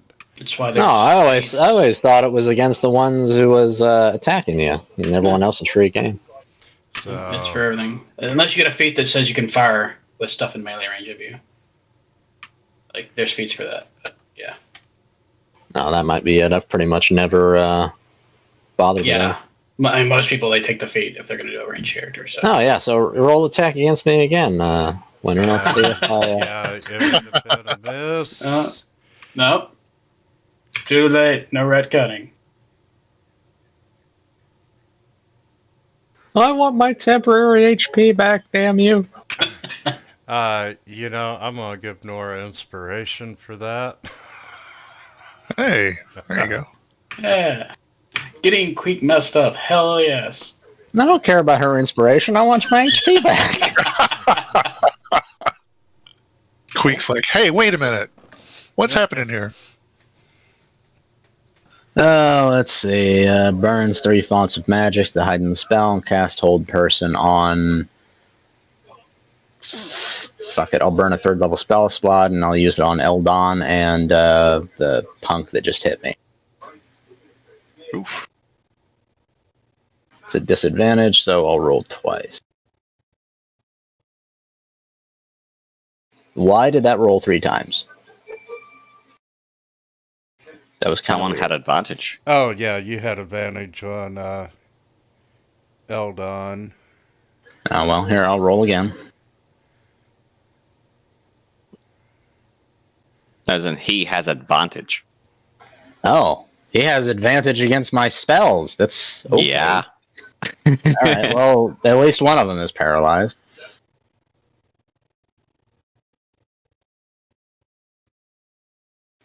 Punk. Punk. And I'll end my turn there.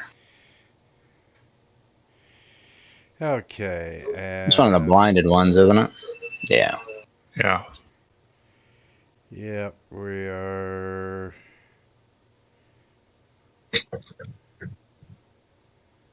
Blind and paralyzed. That cannot be a good time. Oh no, that one's safe. They're not paralyzed. Yeah. But pretty much every cultist is disabled except the Countess and Eldon. That was Nora who did blindness, right? No, it's me. No. Oh, Beer. no wonder I couldn't find the save button on Nora. Yeah. And Oh, that okay. one is no longer blinded. It's a miracle I can see. And then the Countess.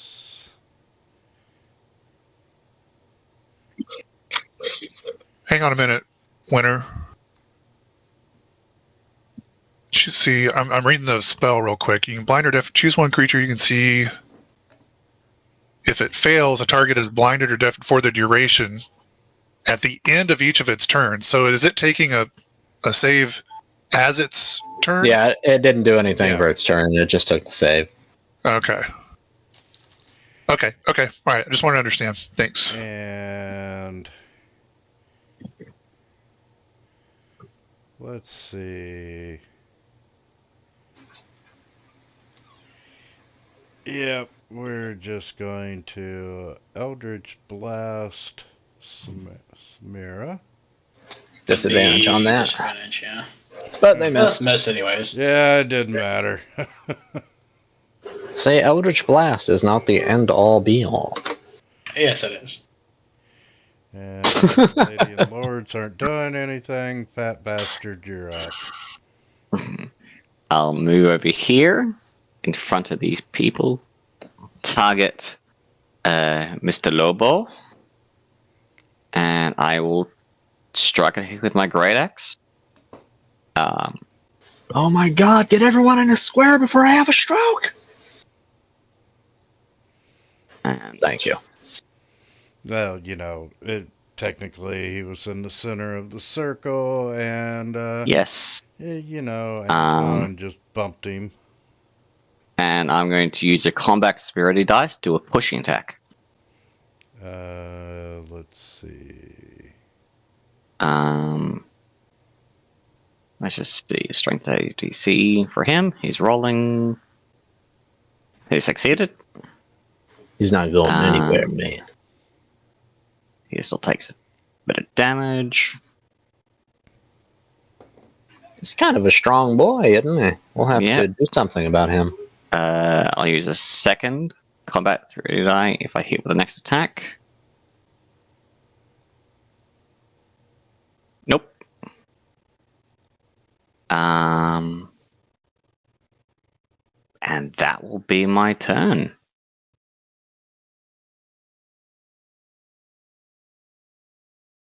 Oh, okay. Well,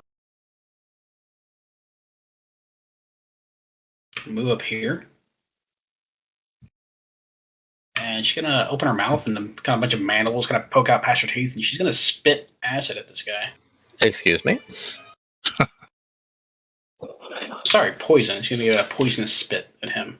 That was not the part that got me poisoning. Every time Nora does something, it just gets fucking worse. It just starts sizzling. Psst. Nope. But We got a fucking alien in here, man. it doesn't seem very effective, though. She kind of squeaks her the way. 0 damage. Resisted. What happened there? This guy, he's a devil, apparently, so he doesn't give a fuck about acid. Oh, alright. Okay. Yeah, we're not gonna fuck with that. So we're gonna go ahead and go to All the right. face spirit. Let's default to the wishbone plan. Kill the cultist. Kill me else. Actual economy. Yeah, no, we'll take them all out now that they're disabled. So we're gonna go ahead and have the Fey spirit. I guess it can charm whoever it wants and try to attack whoever it wants. Assumingly, it's gonna be charming an enemy, though. Yeah? Like charm 5 and attack the countess. She's looking kind of shaky. I'll see if it fails to save. It did fail to save, so it's charmed. Get charmed, idiot. It's our best friend now. Tell me all about your evil plans. Well, normally we have the human sacrifices on Thursdays.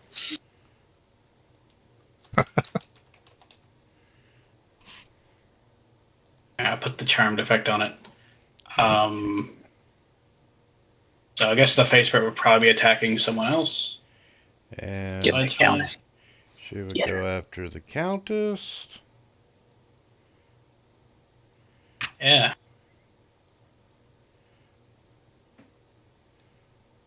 What kind of spirit is that? What does that look like? Oh, my Probably God. looks like a fey lady. It kind of has like a very dark melanin skin with kind of like has like a mixture of like leaves and feathers all over their body. So they look very like very. All right, so the countess is being murdered by a bush. Got it. Yeah, by a bushwoman. And Nora will give a little cheer from behind the stairs. Yeah, Nahima, you go fuck him up. Get him. That was me. I did that. No, Nora's cheering Nahima on. Okay. The Fae looks kind of offended. The mirror is going to dance around Eldon.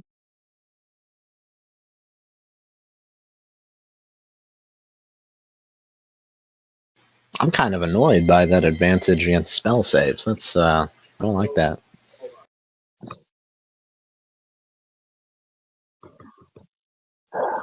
You know, watching that 20 skid across the chat window before I saw it rolled into something else is I saw it. That is was soul crushing.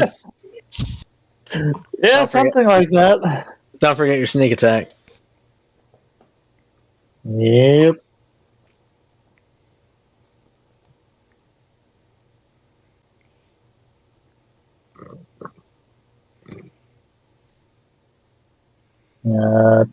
And dibs. And I guess let's burn another key point for some unarmed strike. That should have been an advantage. It's a hit anyway, so I'm not going to worry about it. Oh, you can roll again. Maybe you'll get a crit. Or maybe it'll skid across, maybe the 20 will skid across the Again. thing again and Taunt mock you again. me. It knows how bad you want those rolls. Been after him for so long. What's a 16 again? Oh, this guy is tough.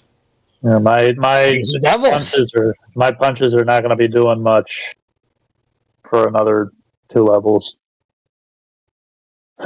You could try and restrain him. Oh, there's my Oh, Hey, there we go. there's your crit. She rolls a 1, gets half damage. yeah. Snake eyes. Why you jinx them? Damn. Oh my god, that's brutal. 2 damage on a crit. Wow. Okay. Sounds about right. Yeah. I almost feel bad about that. Only in 5e, baby. Since you're punching him in the back, you know, he's going to turn around and he's going to try to hit you with the dagger. Oh no. He better pay attention to Anton. That boy's about to turn him into a sandwich. Beard and all. And that's a hit with the dagger. So you take 1d4. You take 7 points of damage. And then you take an additional 3 points of damage due to the fire on the sacrificial. And let's see. And then he's gonna whip back around. And we're going to smack Anton with the beard. No, we're not. But we're going to spend a key point and do a flurry of blows against Anton, which is horrible. Just kind of ineffectually flailing against his fat. And I'll take my 5 points of damage, and he's gonna take a 5-foot step to get the fuck out of the flanking.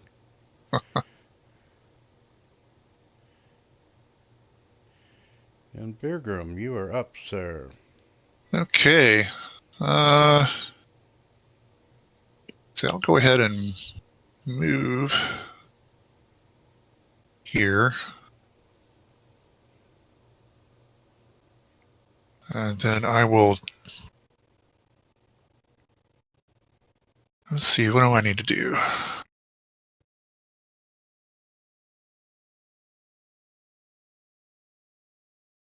Has Eldon taken... He's taken damage. Looks like he has a little bit, right? Yeah. Let's see, where is he? Just wounded.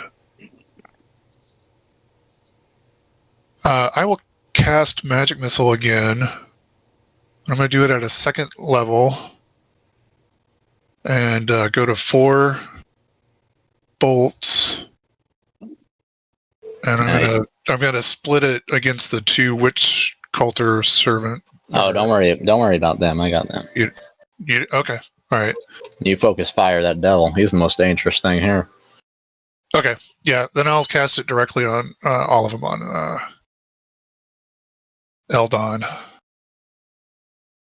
see. Divvy up the spell work between the 3 of us.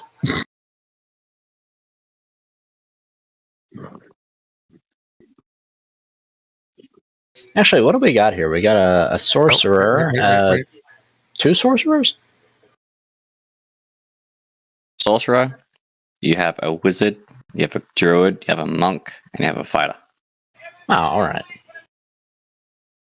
Oh, yeah, that's right. All right, so... Nora transformed earlier, didn't she?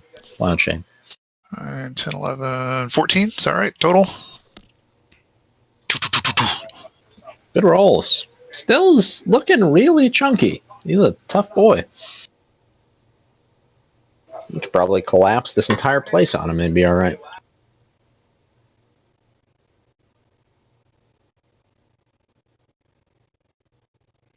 Oh, Oh, sorry. I made my move. Yeah. Turn over.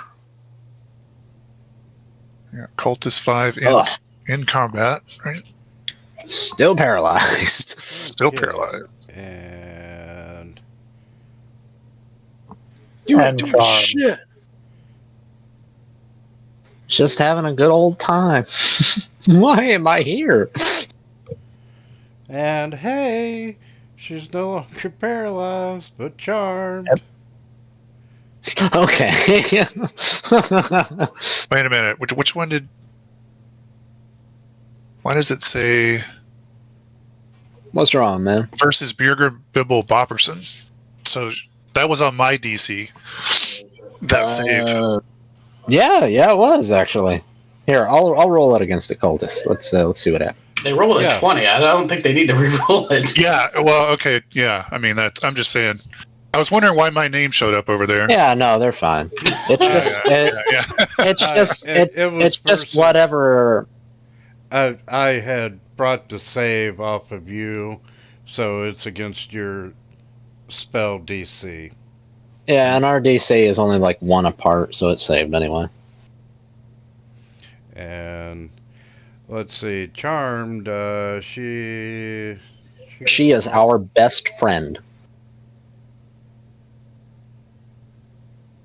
Until one of us decides to stab her. Okay. Yeah, I'm about to set her on fire, so she's probably not going to be keen on that. Yeah, And probably not. Let's She's still blinded. Yeah. Yeah, she can't attack the charmer or target the charmer with harmful abilities or anything, and she's got advantage or the charmer has advantage on ability checks to interact socially. So they don't have to attack anybody; they can just stand there. Okay, Queek. Okay, Creaky Boy is he's gonna jump off the stairs. He's been having a good time watching all this go down.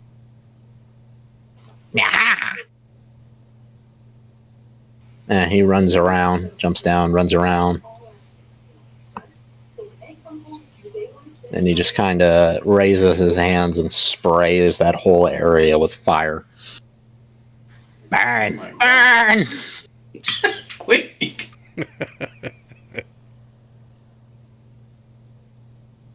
Oh, let's see. I can. Who gave this rat a warp fire flamethrower? I wish. I'm just checking something real quick. Quicken spell, 2 sorcery points. Okay, I only got 1, so I just cast the spell then. 1, 2, 3. Burning Hand. What was that? A yellow? That's kind of weird. Okay. Whatever, they still burn. I'll be This right thing was back. very close to your DC. Not too much, but I still like what happened. And that's his turn. They're all wounded. Well, you can remove So the do you have charm enough effect. sorcery points to turn something from an action to a bonus action? No, that's what I was checking. I've only got 1 point left. Because they Wait, just do wait, double burning hands. Wait, you're right. I do. I think. I've got that Bloodwell vial I picked up. Oh no, I can only do that when I take a short rest. You're safe for now, cultist. I'll get you next turn. Okay, and I'm sorry, I'm trying out a new whiskey here. It's got a bite to it. I don't know if I like it or not. number 3 What? is going I'm to back. target Queek. What is it? And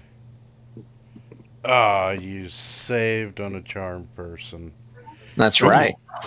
But with What are you gonna do? that, Tell me to give you a foot massage? It's gonna move up. No, we're not. We're gonna move there. And those two aren't going anywhere. Anton, bring it, big I will- boy. To move 10 feet to the right.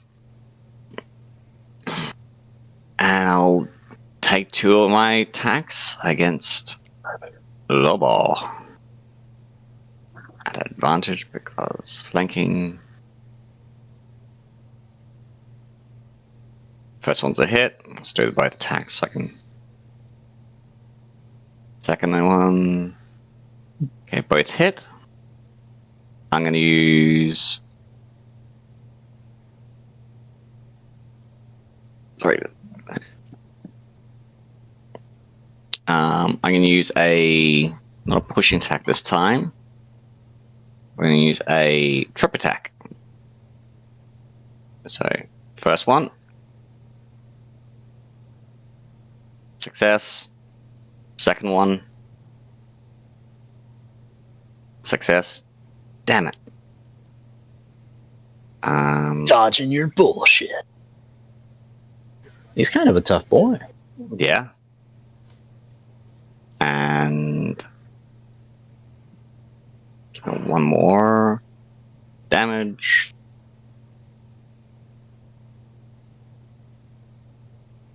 And that is the end of my turn. That's them devils, man. Yep. All right, Nora. Okay. Nora, You see help me that prepare dinner. Oh, is that what Queek says? Yes, he's asking for help with dinner preparation. Okay. She will move up to help Queek then, instead of going after the double thingy. The double thingy? Yeah, the devil thingy. She's gonna crawl over Queek and is going to spit. She's gonna spit poison at this lady that's at the top. You see Queek get kind of bug-eyed under his goggles. As the mandibles come out. Yeah.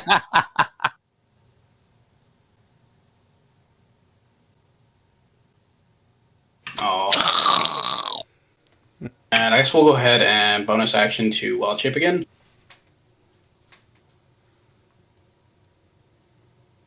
I'm going to turn into a...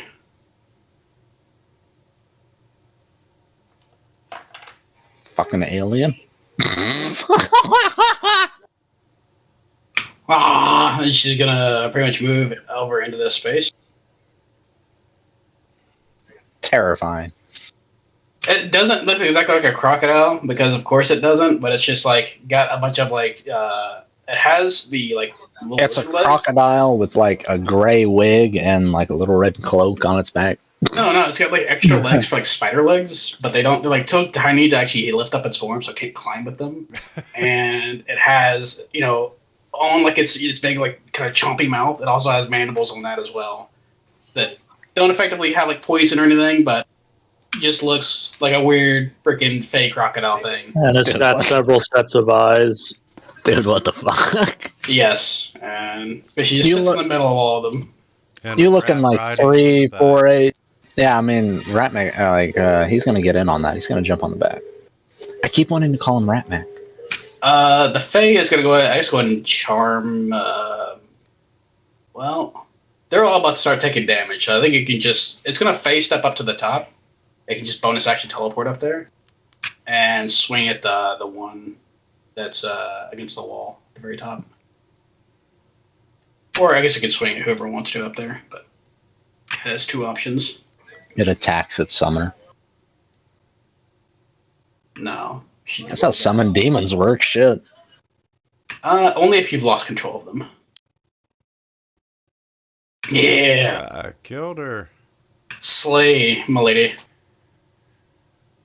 And that is, yeah. Okay. I'm gonna name her Peaches. She already has a name. Oh, sorry, I can't speak in animal.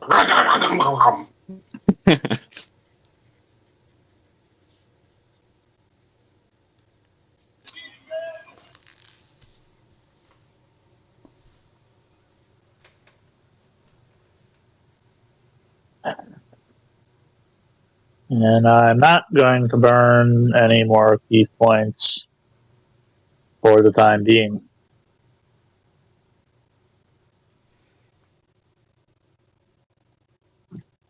Hell then run! Okay, we're gonna start with a beard attack on Fat Bastard.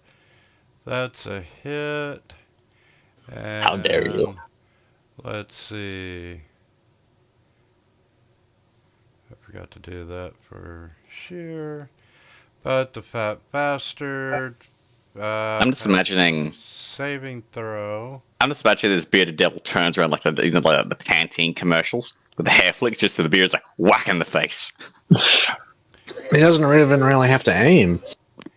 And we're gonna Because I'm worth it.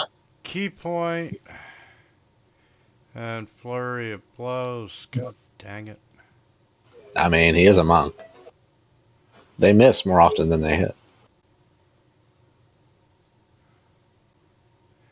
And with that, yeah, he's not gonna move. Alright, Virgrim. I mean, Yeah, been going over this. Let me see. Hang on one second. monks are that hit and run class, but we've pretty well clipped all of the people he would have danced around. Yeah. This thing's a devil, so any of my fire stuff just should be right out the window, right? That's right. You should I'm stab. gonna stick with magic missile on him. That You seems almost to be have working. spell slots now, wouldn't you? Everybody loves force damage. I'm gonna go. Yeah, I'm gonna move it up to second level. And find it. All right.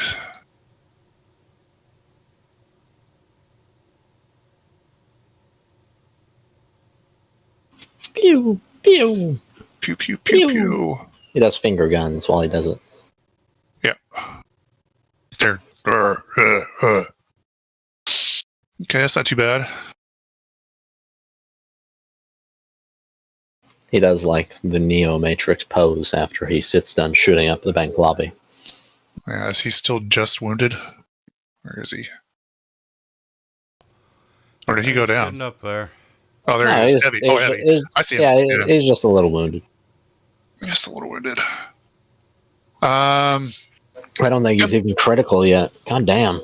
No, I'm going to move a little further. He's got a. Well, he's just carrying a dagger. All right, never mind. All right. Just want to get a little further away from him. And I'm a little baffled. Most combats take like 3 rounds. We're around 5. God damn. And, oh, we're not blinded.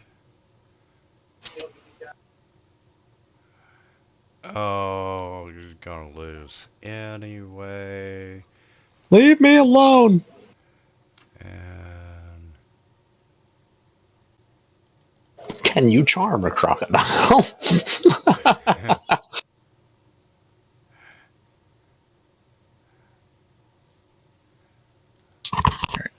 I'll be back. I'll be back in a moment.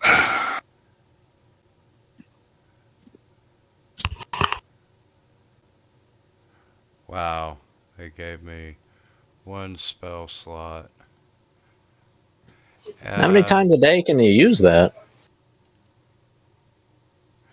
That's why I'm going back to cantrips. Oh no. Oh, and I missed a damn crocodile with an Eldritch Blast. She'll And hiss at it.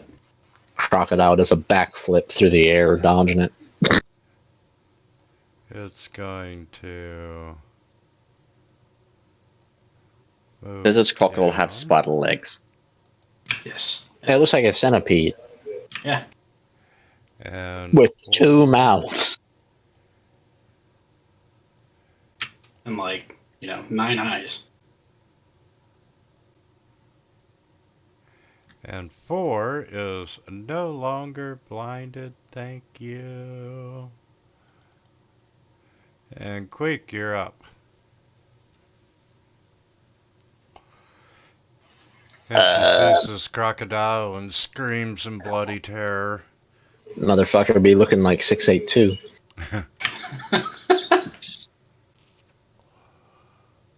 I mean, one's down. Where did the other one go? The top one? Yeah, there were 3 cultists, and now there's only 2. What happened? The Did you eat Fae one? killed one of it. Yeah, the fake I killed thought- one. Oh, well, in that case, I guess I will,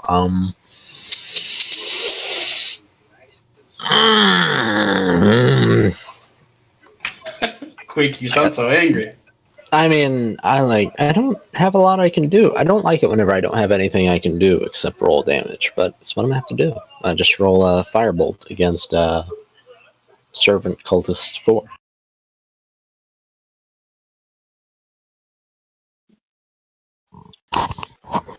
It's almost a 1.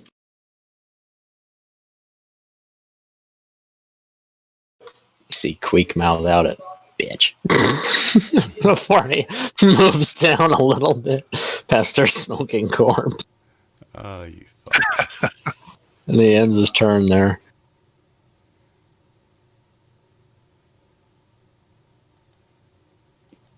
And they're tied up. Fat bastard, you're up. 2 Great Axe attacks. At advantage. I'll roll it. Come on, give me crit. There, I turned the bloodstains blue so you can see them on the map.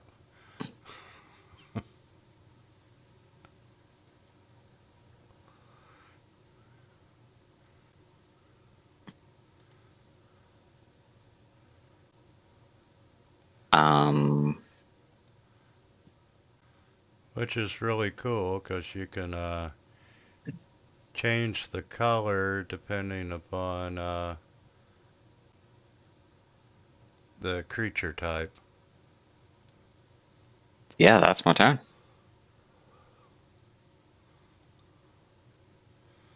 All right, Nora. Oh. Oh, it's that time of the day. Okay, we're gonna go and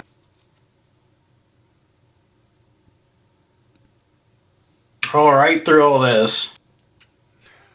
Just get up all in the business of everyone here.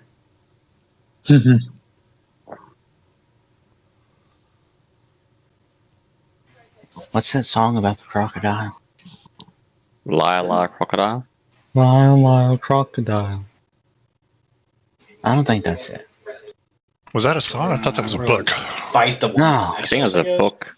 Oh no, I'm thinking of the one associated with the crocodile in Neverland. You know, he's after Captain Hook and all that. Oh, the clock. It was the tick-tock, right? Tick-tock. Tick-tock. Yeah. Although I don't think that crocodile had like 68 legs and 2 sets of mouths, 7 eyes. I don't think it has a bonus action or anything else you can do, so that's it. And we'll have the Fae move over and see if we can get like flanking on this other cultist and like melee attack them.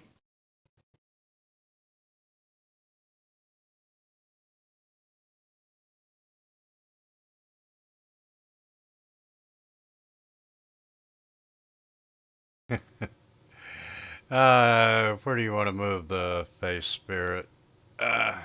Guessing down Probably the flank side. flank and melee the hell out of them. And advantage. Oh, Queek is so sweet. And guess it helps if I target, which is a hit.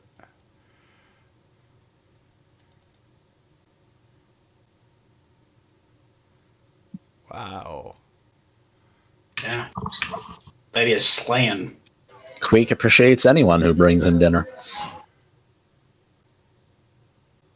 Okay.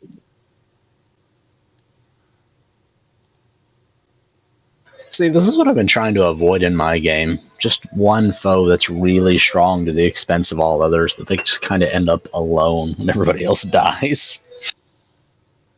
Oh, I forgot to fucking do sneak attack. God damn it. Or add 4 to that. And again, maybe they were expecting us to like focus fire the biggest threat. Nah. I mean, that is always one way to do it.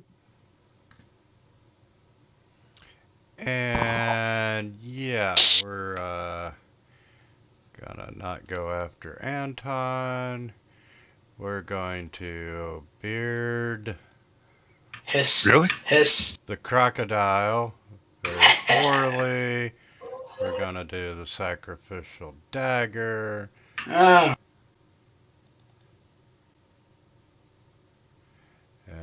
That's a hit and a saving throw.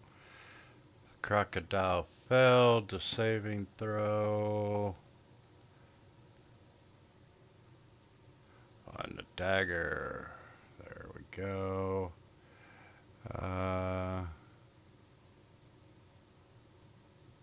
Jesus Christ, this assault on the windmill has taken.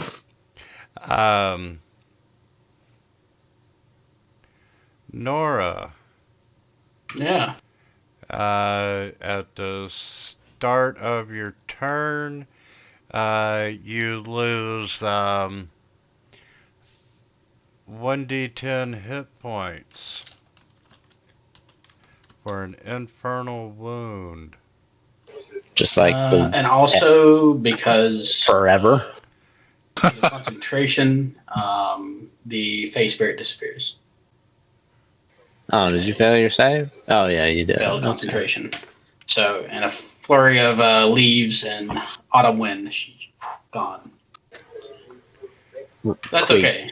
Queek just looks traumatized. And yeah, you lose 1d10 hit points at the start of each of your turns due to an infernal wound. Unless you do a DC 13 medicine check to staunch the wound. No, it's bleeding damage then, right? Sounds awful. Well, technically it's her crocodile blood, not her real blood. For now.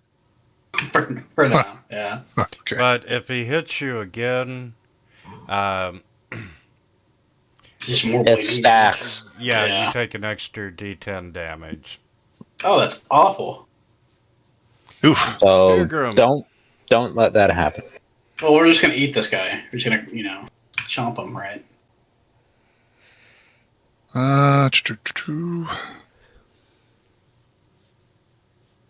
So he's got that nifty little advantage on spells against him directly, right? Yep. Oh, good lord. Not sure what the wisdom of hold person is here, but could take the chance he could miss it on advantage. Or I could just magic missile. I know that's gonna hit, right? Magic missile always hits. Let's just magic missile him. Yeah. I've never seen somebody get so much mileage out of magic missile. Well, I mean, I it's kind of my spell of the night, I guess. Here, I'm just gonna do this one at first level.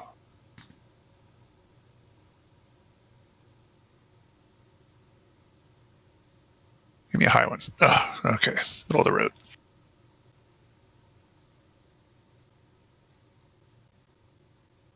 Still at heavy, not critical. I'll stick where I am. Oh, I'm sorry, is it my turn? It is, yes, your turn. I don't want to go. Ah! Alright, so he's a devil. He's a devilly boy. He resisted my spells earlier. Ooh, I know what I'm going to use on you. I've mostly got fire here, but I also have one outside the box. I'm going to cast Chill Touch, which is a ranged attack. Ranged. Chill Touch. Ranged attack. Not a touch at all. Just want to emphasize that point. Frickin' wizard. I was reading that earlier, and I was like, "Oh, is that a touch spell?" Nope, not at all. Oh, he's gonna miss. Okay. You get lucky this time, or not. I'm gonna use a Font of Magic point to make that a bonus action. Then I'm gonna cast it again. I think I can do that. Pretty sure I can do that. Yeah, I can do that. What spell are you casting twice? Chill Touch. Yeah, you can quicken one and then fire off another one to your action. Yeah, so be touched, I guess.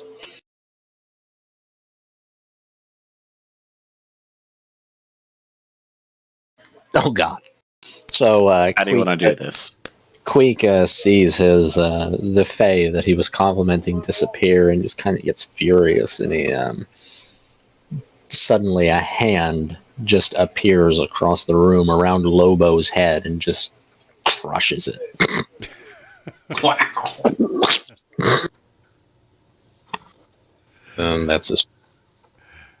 I love it. And yeah, you have. We're out of combat. Should we take a break? That was nearly 2.5 hours. Yeah, let's take a 10-minute break. All right, I'll see you guys soon.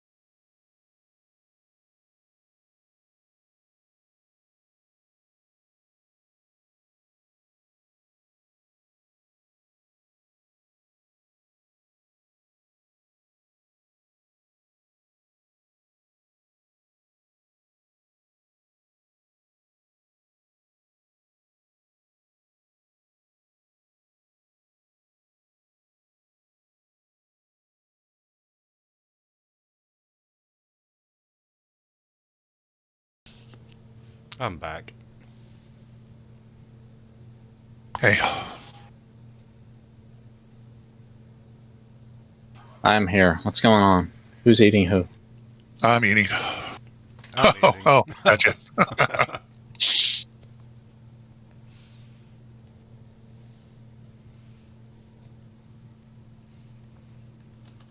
I mean, if no one stops her, Nora will go over and start chewing on one of the cultists.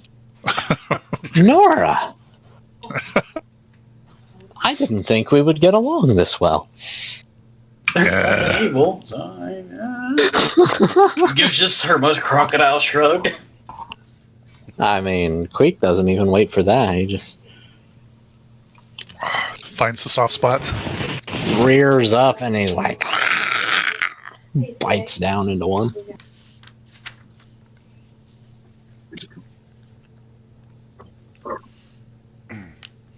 We'll give us here another moment or two to get back. Nora's chaotic good, not chaotic hungry. All right.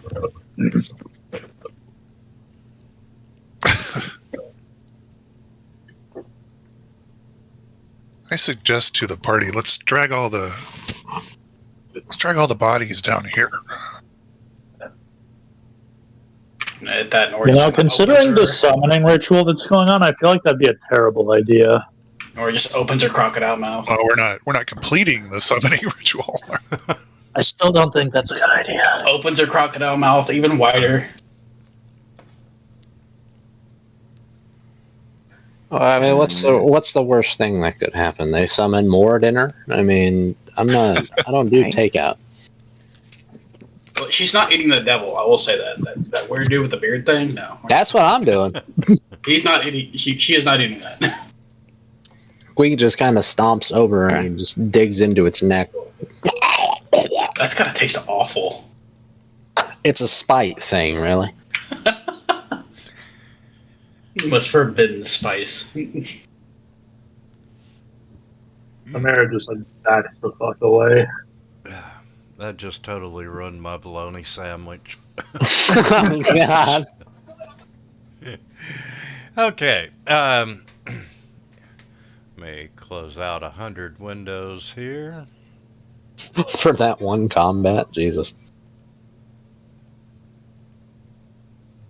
We rescued 3 of them, wasn't it?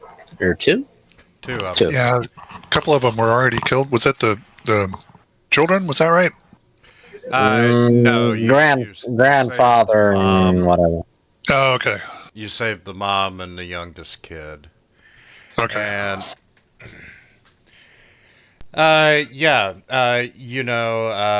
you free them. They are really, they're in a state of severe shock. So Oh, I bet.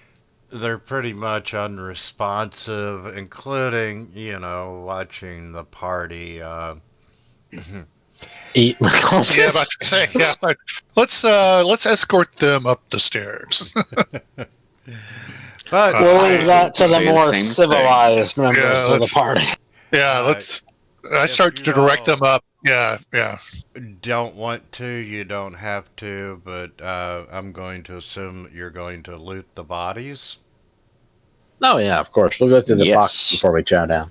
So my suggestion was to bring all the bodies down here, and I can cast detect magic as a ritual.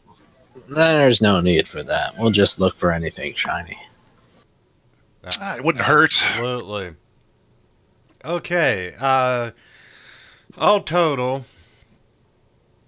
you find 61 gold pieces, 32 silver pieces, 48 copper pieces, a silver necklace, 5 bars of platinum, and 1 hellish sacrificial dagger. Quake will tuck that away for later to give to Samira. And they are all in the party sheet. And the curved and serrated magical dagger is made in the furnaces of hell and is crafted from steel hardened from steel, hardened by blood from the sacrifices of mortals. You gain +1 to attack and damage. If you use it against a creature with 0 hit points or kill a creature using the dagger, it automatically dies and its soul is sent to hell. Creatures slain in this manner cannot be brought back except by a spell like Resurrection or Wish. Wow. That seems super fucking evil. You want to give that? You want to give that? You want to give that to Queek instead? I mean, I thought I thought it was kind of a monk weapon, but apparently not. Yeah. Give it to the cleric. And when you kill a creature with an intelligence score of 6 or more, the wielder gains the benefit of an aid spell for 1 hour. When you hit a celestial with it, the target takes an extra 1d8 damage. If a good aligned creature touches the dagger, it suffers 1d8 necrotic at the start of its turn for as long as it remains in contact with it. Yeah. So how does this go down? Queek tries to pawn it off on Samira, and she's like, "Fuck no, I'm not touching that." Yeah, basically. It's just like you hold it out to her and you keep approaching, but she just keeps shaking her head and backing away. And I have a new Mr. Stabby. All right. Wow. Okay. And What the party we've got here. No kidding. You get the Lord and the Lady out, and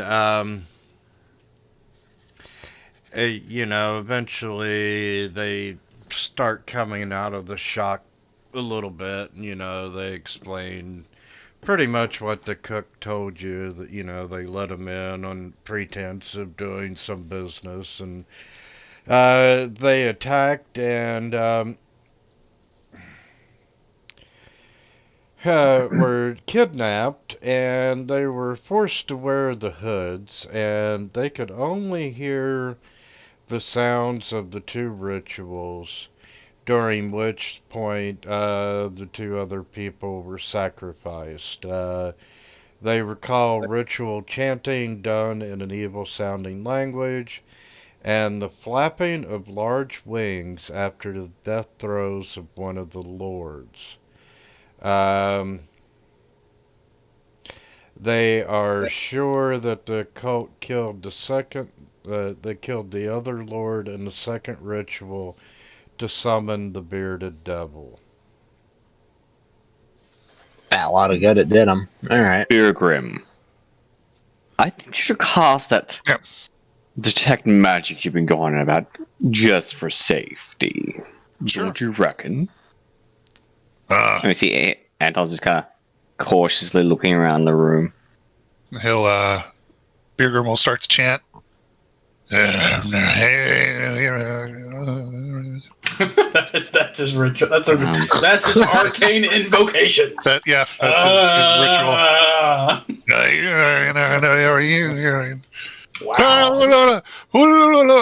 Just starts muttering under his breath.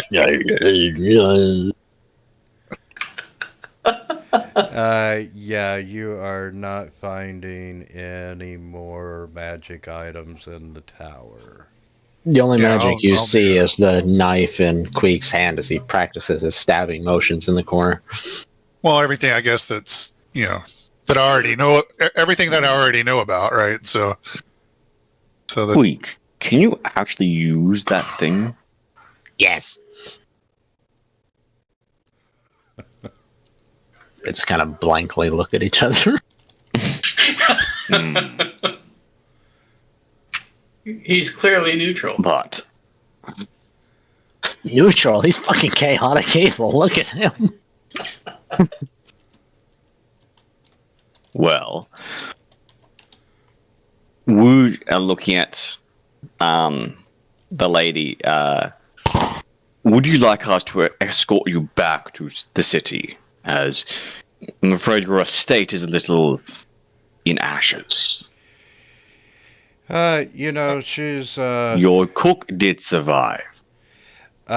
recovering, and she'll stay at there's We a should couple take of them to other the manor dwarf. houses. Mm. And she's got to take care of the horses, and she asks you how you Well, come to you were be there. quite lucky, as we were sent here by, I've forgotten his name, Lord something or other, Wonder. Mondor, yeah. by Lord Mondor, to retrieve his horse for an upcoming event, in which we came across your estate ablaze, and your cook mentioned that you had been taking the instructions, so that's why we had come. So you're very lucky indeed. It's a shame we didn't come sooner. Kind of looking where they're the bodies. Our humble regrets.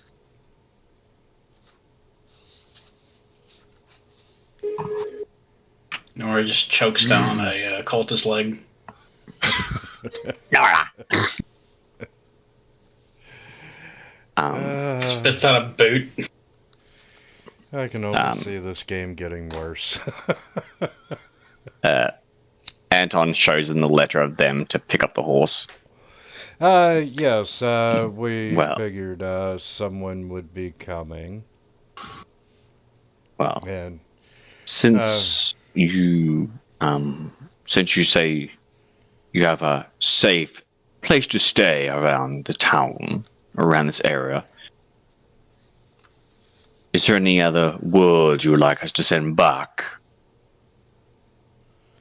Or would you more be able to do this on your own? We should contract the guards. if you would notify Lord Mondor of the events that's taken place here when you return his horse, let's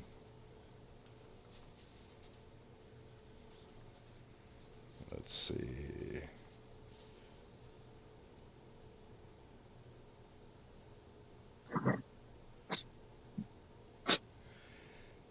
And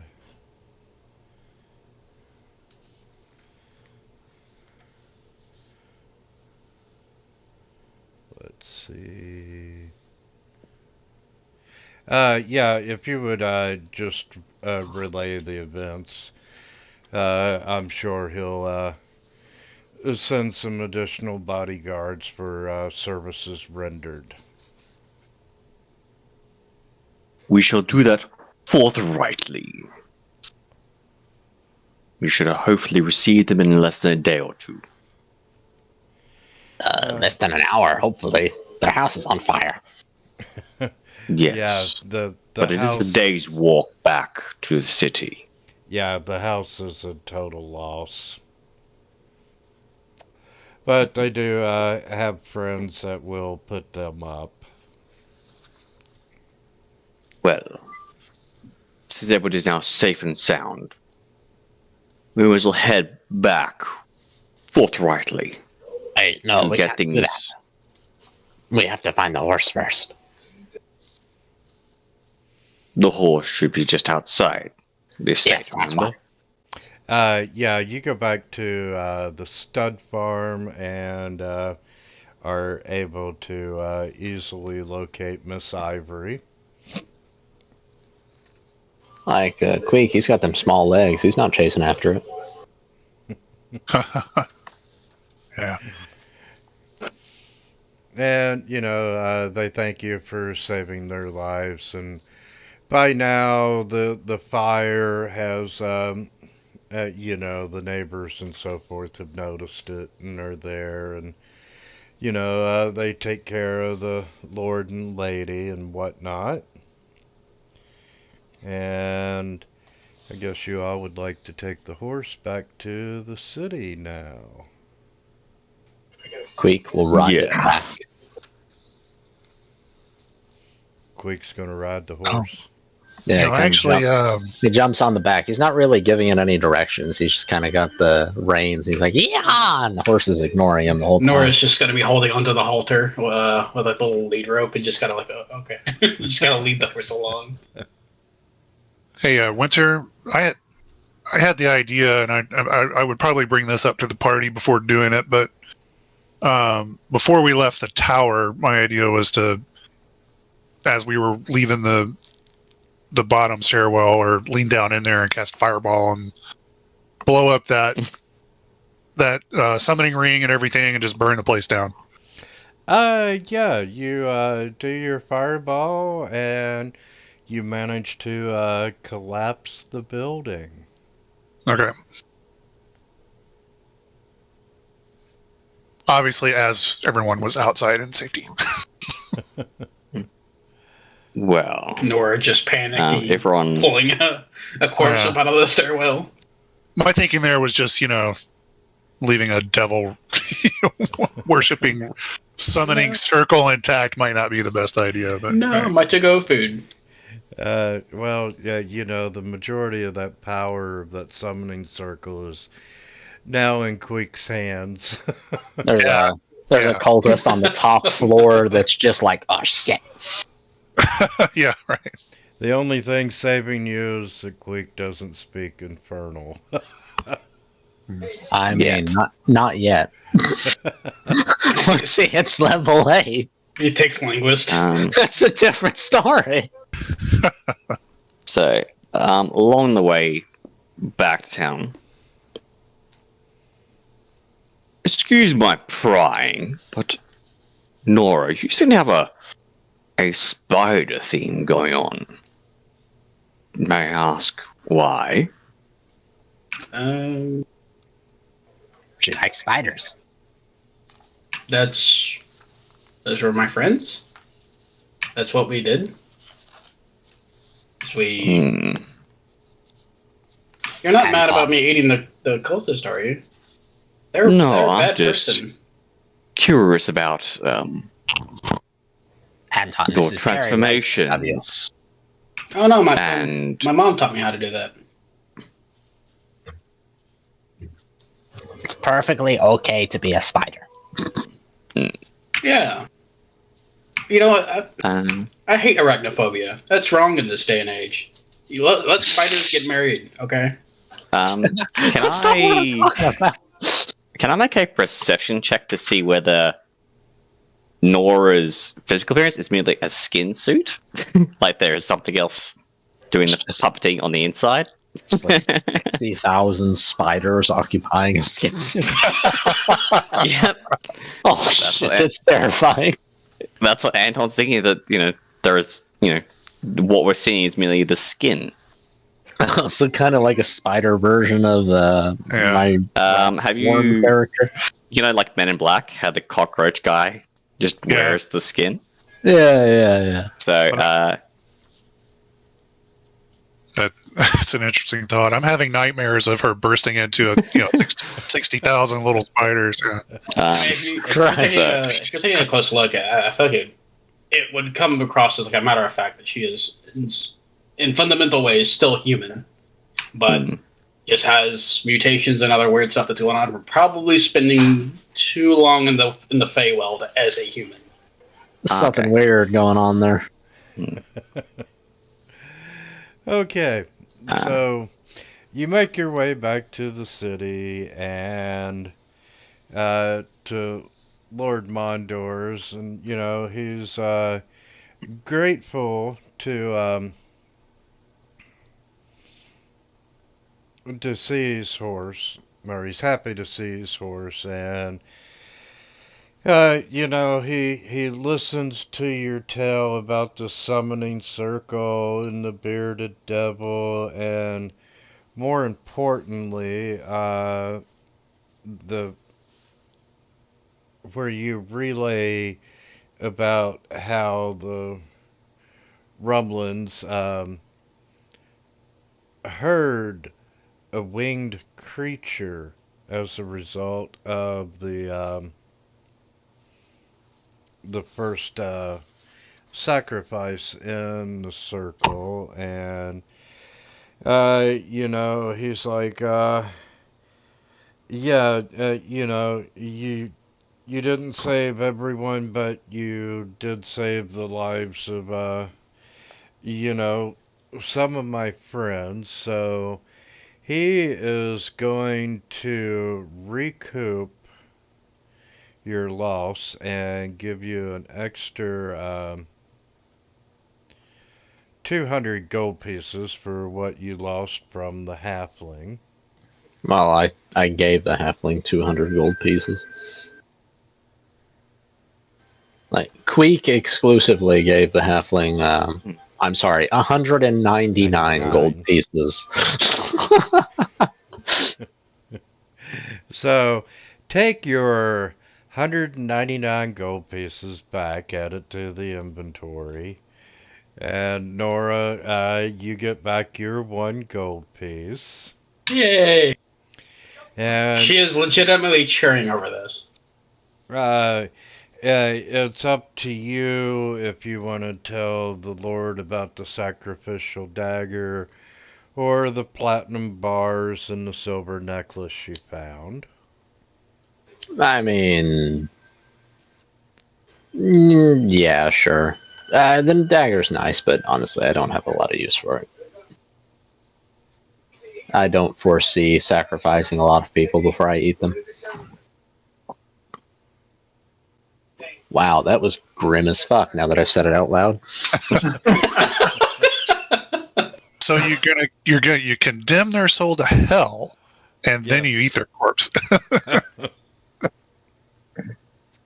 Like Queek will mention offhand, we also found some valuables and this stabby thing. And he pulls out the dagger and he kind of stabs at the air with it.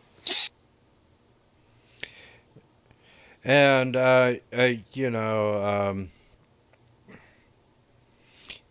he'll take the dagger.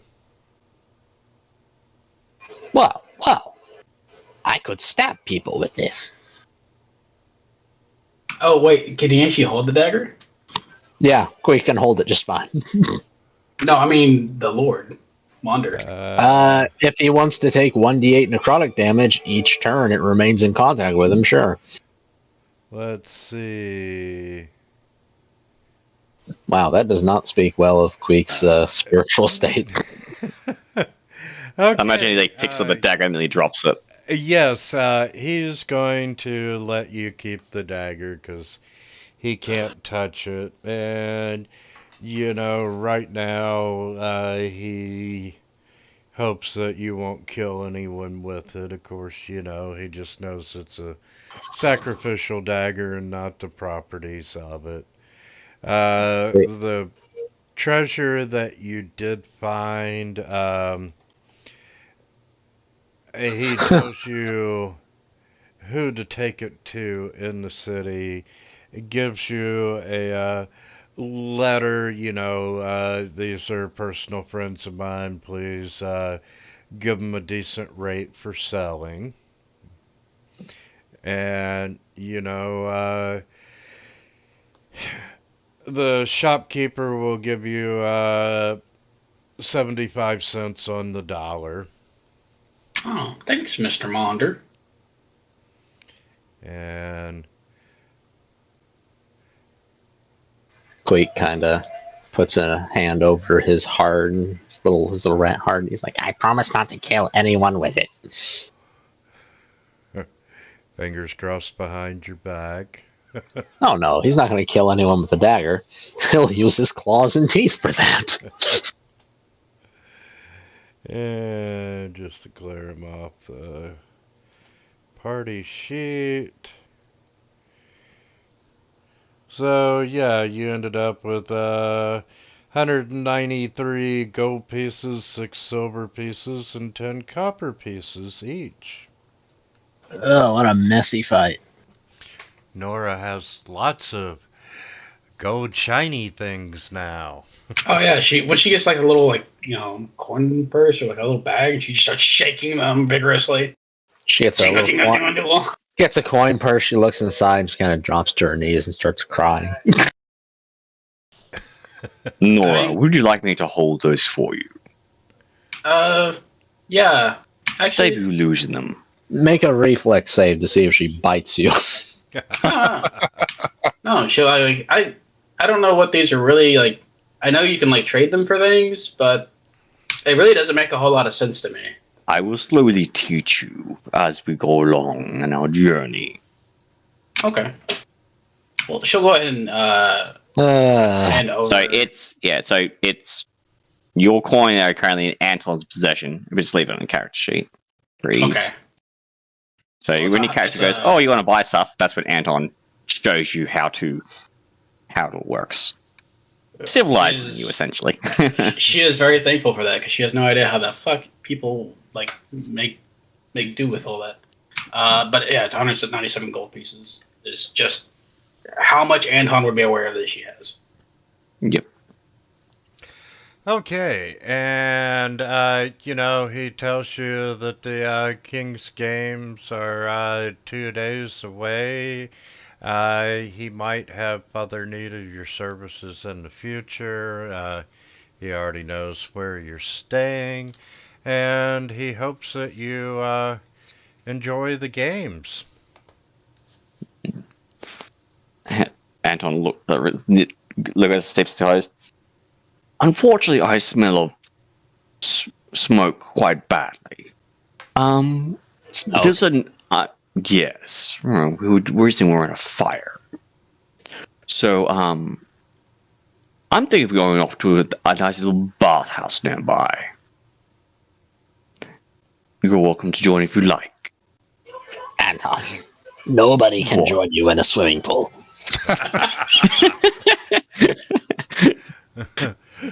Sir, with all due respect, you might want to try the river. I mean, the river is actually really pretty nice this time of year. You know, like Anton hops in the bath that's full. When he leaves, it's like one drop left. It's just osmosis. The last time he was in a public pool, there was a tsunami. Wow. Wiped Okay, out gets the pulled lower out. district. I didn't know this pool could have a riptide.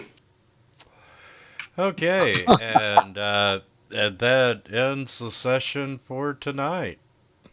Cool. Oh, really? Yep. Wait, so you were expecting that combat to take like 3.5 hours?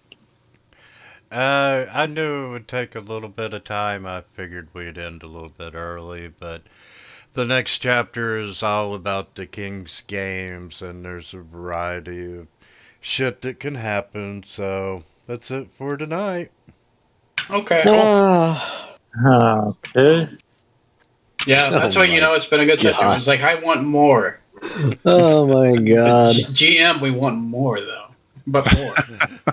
It's terrifying.